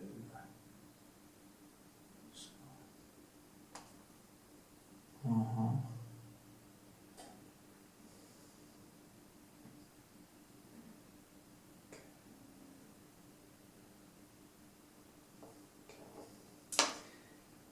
See, these are quite expensive, but yeah, it's kind of starting to come apart. I'll to have one go. So annoying.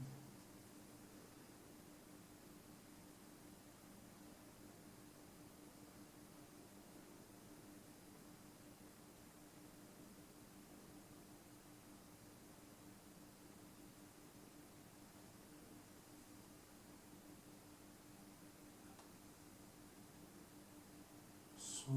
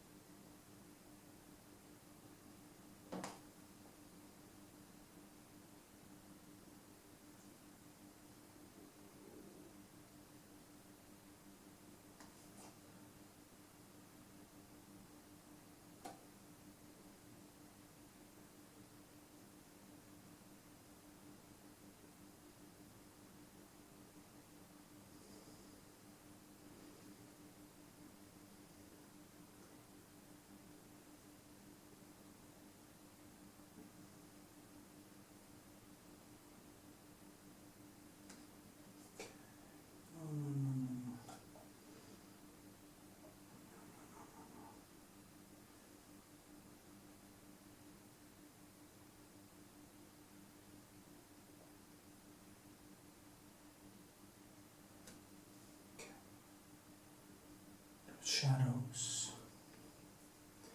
Shadows. Okay.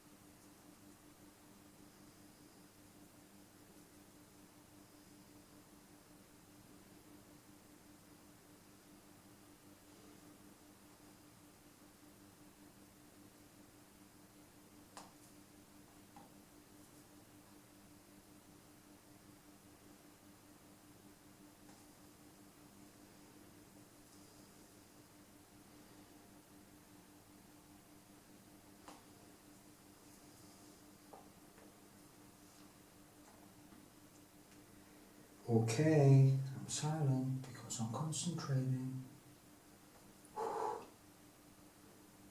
I'm going too far. Yes, I am. I should have stopped by now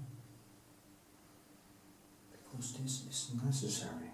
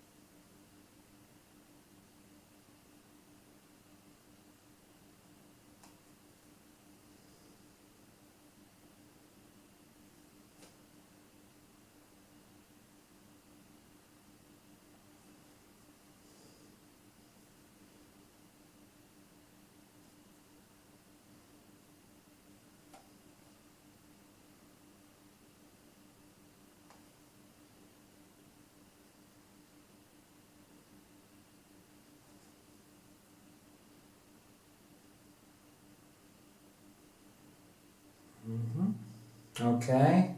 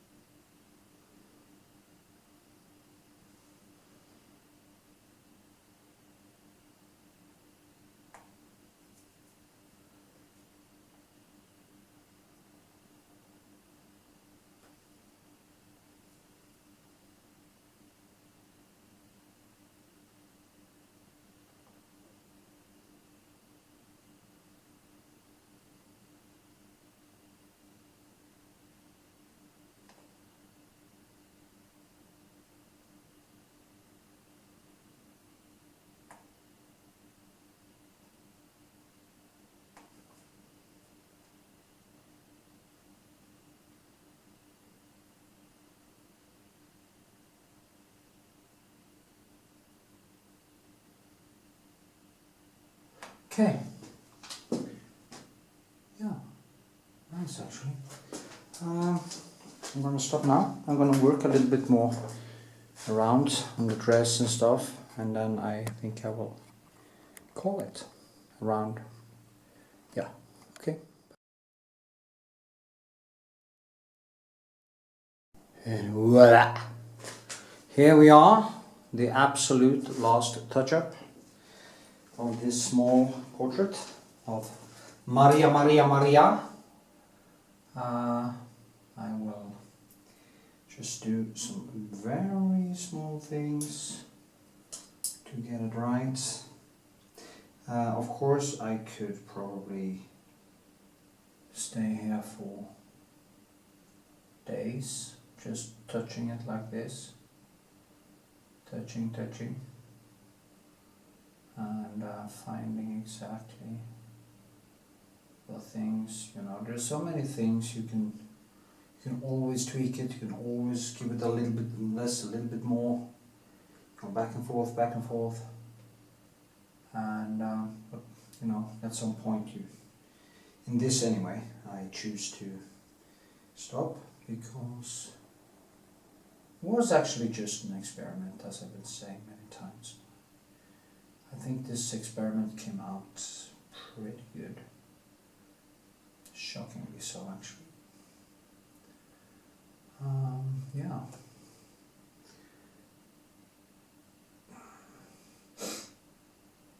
I just have to, you know, make the shadows a little bit less hard. That's the whole thing. If you go to the museums and you look at the classical art, you see that the thing that makes the painting so beautiful is the most brilliant of the artists were able to make all these nuances just kind of melt into one another, and so it felt really natural.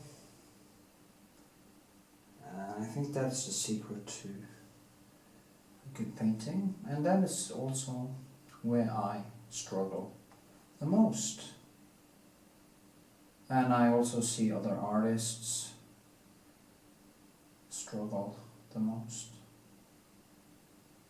So yeah. Now this became a little bit strange. And sometimes you wish you didn't touch anything, because you do a little mistake and everything changes, especially when it's so small. It's almost like you add a little bit too much color or light, and it's almost like you hit somebody in the face because you change the whole structure of the face just by adding a few spots of light. That is all it takes, and it can be at times pretty exhausting. So yeah.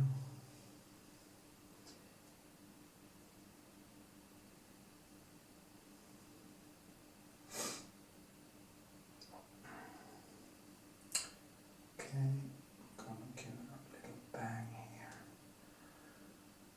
and this one goes behind the hair.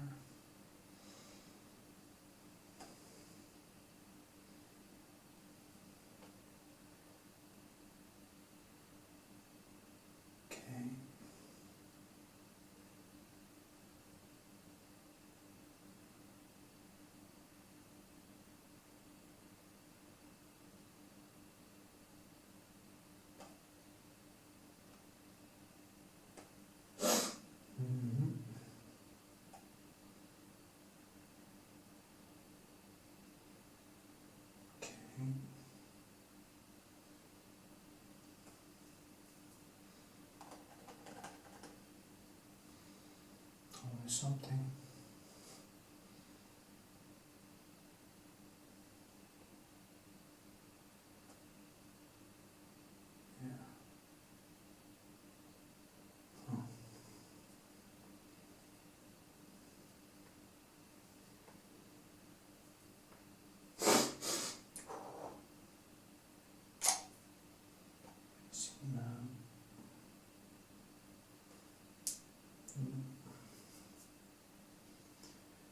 get some light underneath the chin.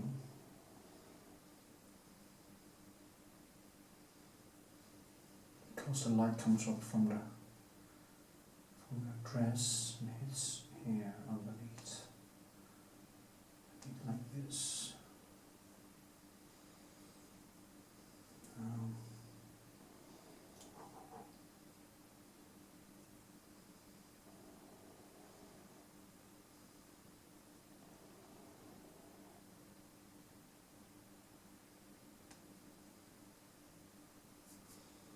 Yeah, I think that was okay.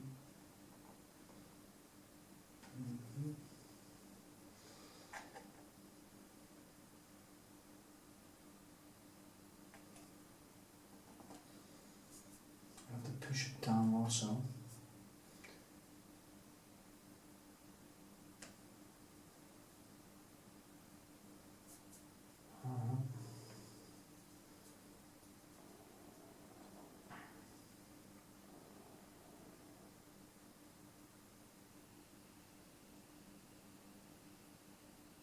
Kind of both. You have to have the shadow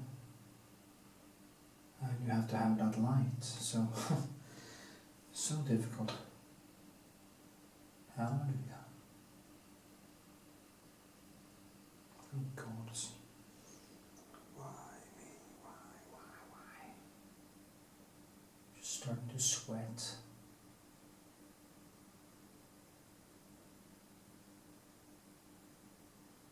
Yeah.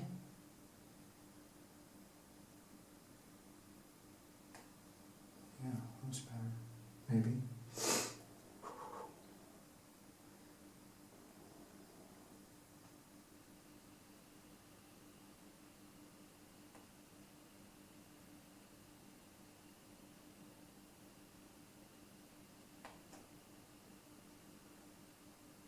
Is that okay?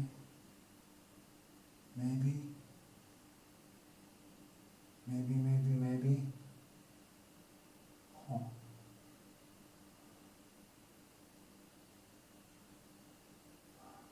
Huh. Wow.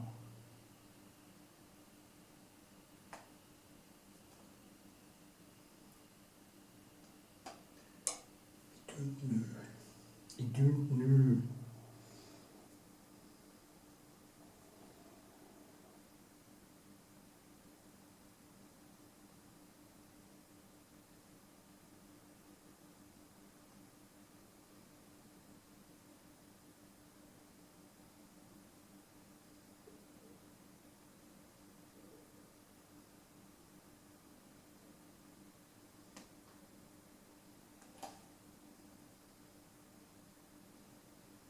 Yeah, I think this was quite nice. Yeah, I have problems seeing any concrete difference. Of course, there are many things I can probably do, but in general now, I think I'm kind of at the waist end.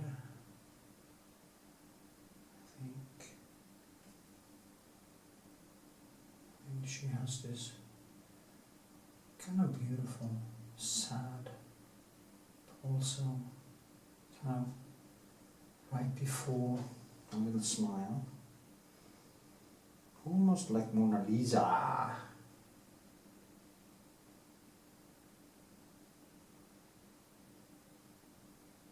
Of course, I'm a reincarnation of Leonardo da Vinci. And yes, that was a joke.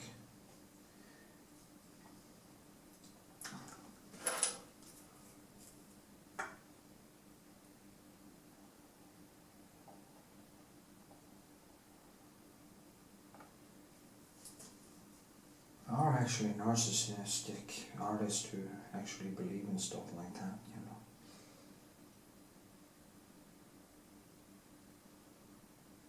If you hear artists calling themselves great, run the other way!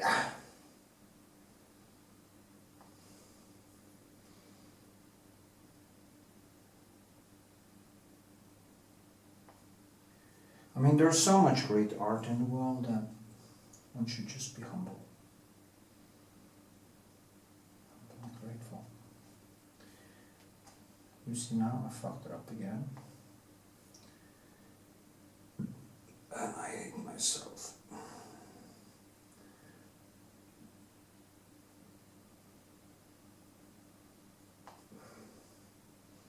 My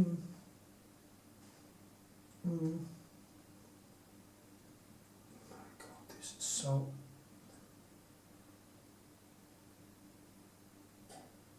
If people only knew how exhausting this is, how much brain power I'm using to get this right, it's just, oh. I can feel I'm sweating because my brain is working so hard. And yeah, quite fun actually.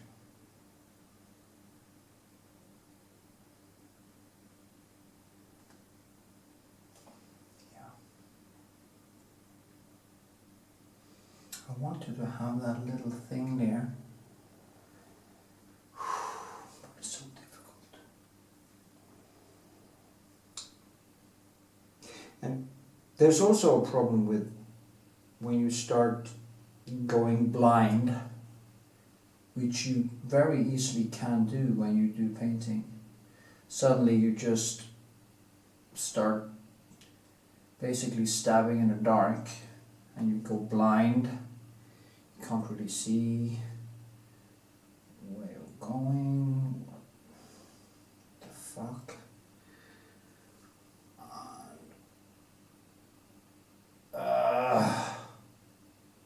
Yeah.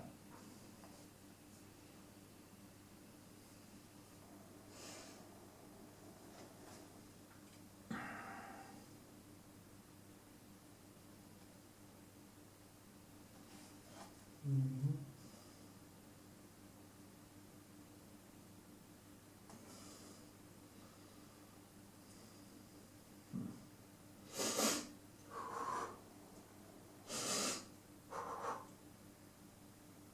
Huh.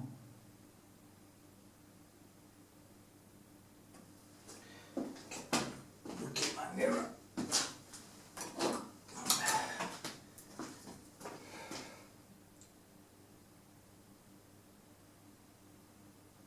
Yeah, it's quite close. Extremely close.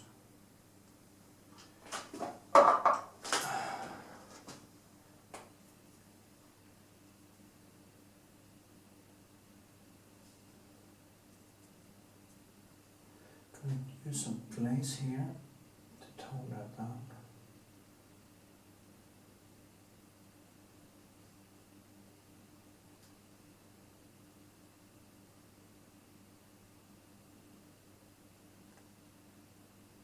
Ugh, what the fuck was that?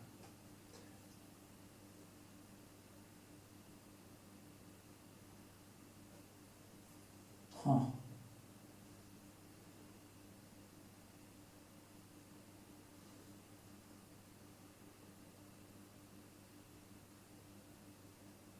Yeah.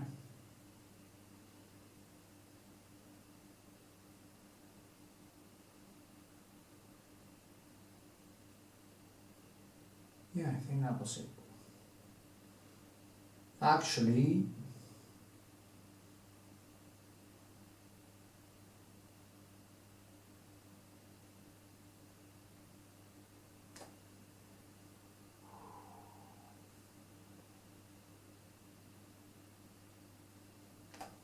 okay.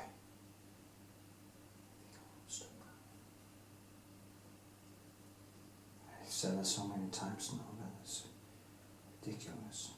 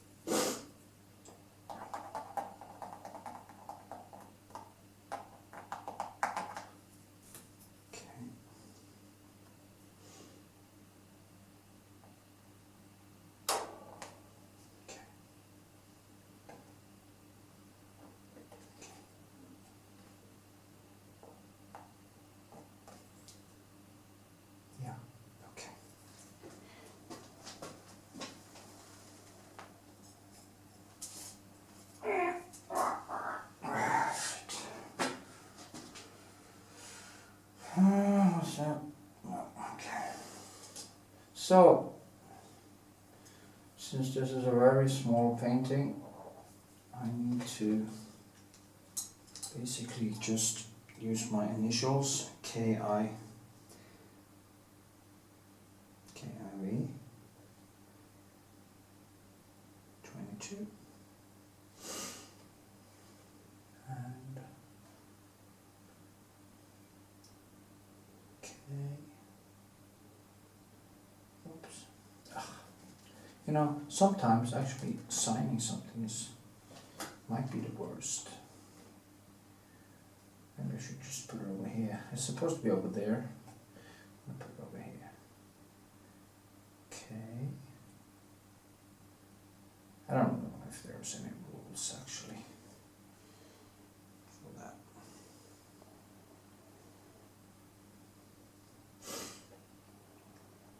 A, B,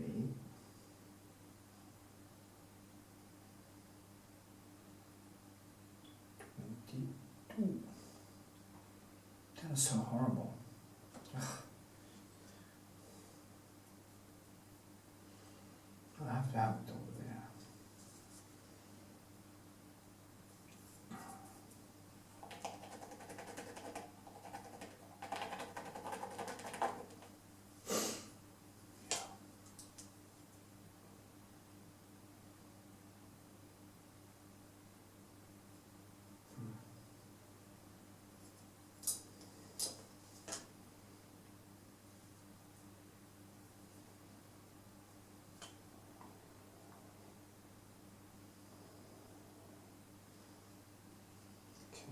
So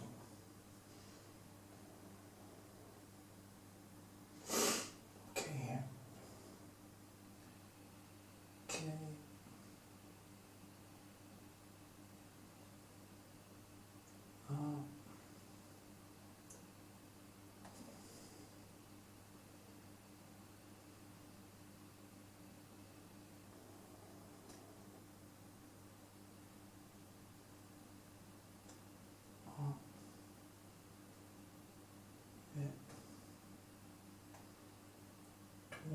22.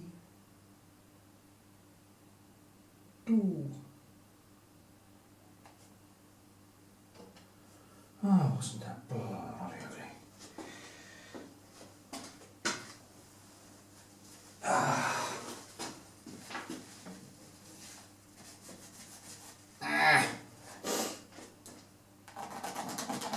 Okay. Concentrate, you moron. Moron.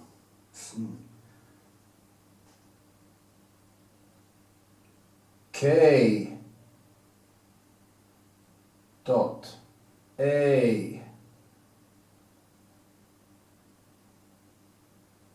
dot V for victory and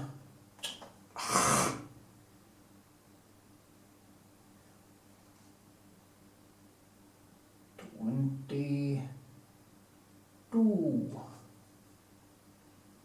Yeah, something like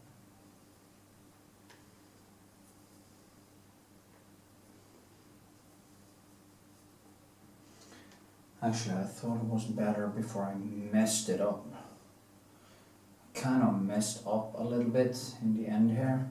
I started to go too far. And it's so annoying because it was actually better before I started.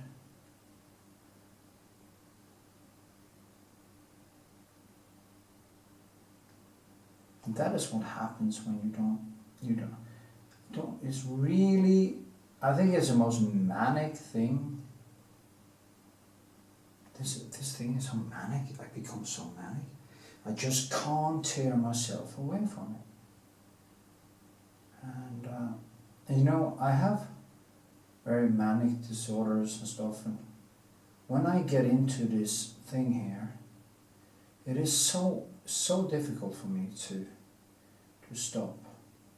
And if I become manic on anything, it's very difficult for me to stop doing anything actually. It's like, it can be training, it can be anything. And yeah, I killed it again. Ooh, I killed it again.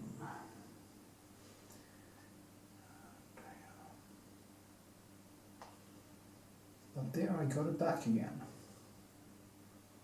You see, there is nothing, almost nothing. The distance between catastrophe now and beauty is just... whew. But now I think it's okay. So I'm gonna stop. Okay. Yeah, I think it was quite nice. Let's zoom in. Okay, Maria. Yes, she has a strange eye actually. It's almost like the blue in the eye there. It's almost like that. Something there. Actually, it isn't like that when I see it in real life, so fuck it, that is good.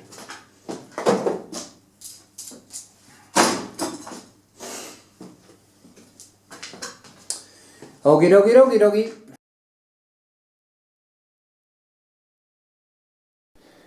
And voila! I think it came out pretty nice, to be honest. I think I managed to get a likeness in here. And been working like crazy with all these small details. It's very important, very difficult to actually film it for some freaking reason. But that's how it turned out. And I will photograph some of the textures so you can actually see it better. But it was a kind of a grueling process. You can see here. Easier to see it from the side actually because there's not so much light shining in it. Anyway, this is how it turned out. This to this, and yeah. Gonna put the frame on and show you how it turned out. And voila, here it is with a frame on. I think the frame is quite nice. Okay, it steals a little bit from the painting itself, but I think it is good enough. Actually, see if I can actually get some better oversight of the textures and stuff. And I might be able to, if I take it off like this, I move closer, you can actually see more of the details here. There are some shines and some bumps in the canvas that kind of makes it a little bit difficult to see. But you can see how I have built this, and you can also see everything through the whole process. I need to do something with the lighting in the studio because I really have problems with photographing and filming my own paintings because of all the shine and stuff. But this came out pretty nice, I think. So with this, I hope you enjoyed the ride. So here you can see some of the close-ups and the textures. If you want me to teach you how to paint, please go to my Patreon and sign up for $1 or $15 or whatever you like, and I will do my best to help you evolve your painting skills. And remember, share, give thumbs up and leave a comment.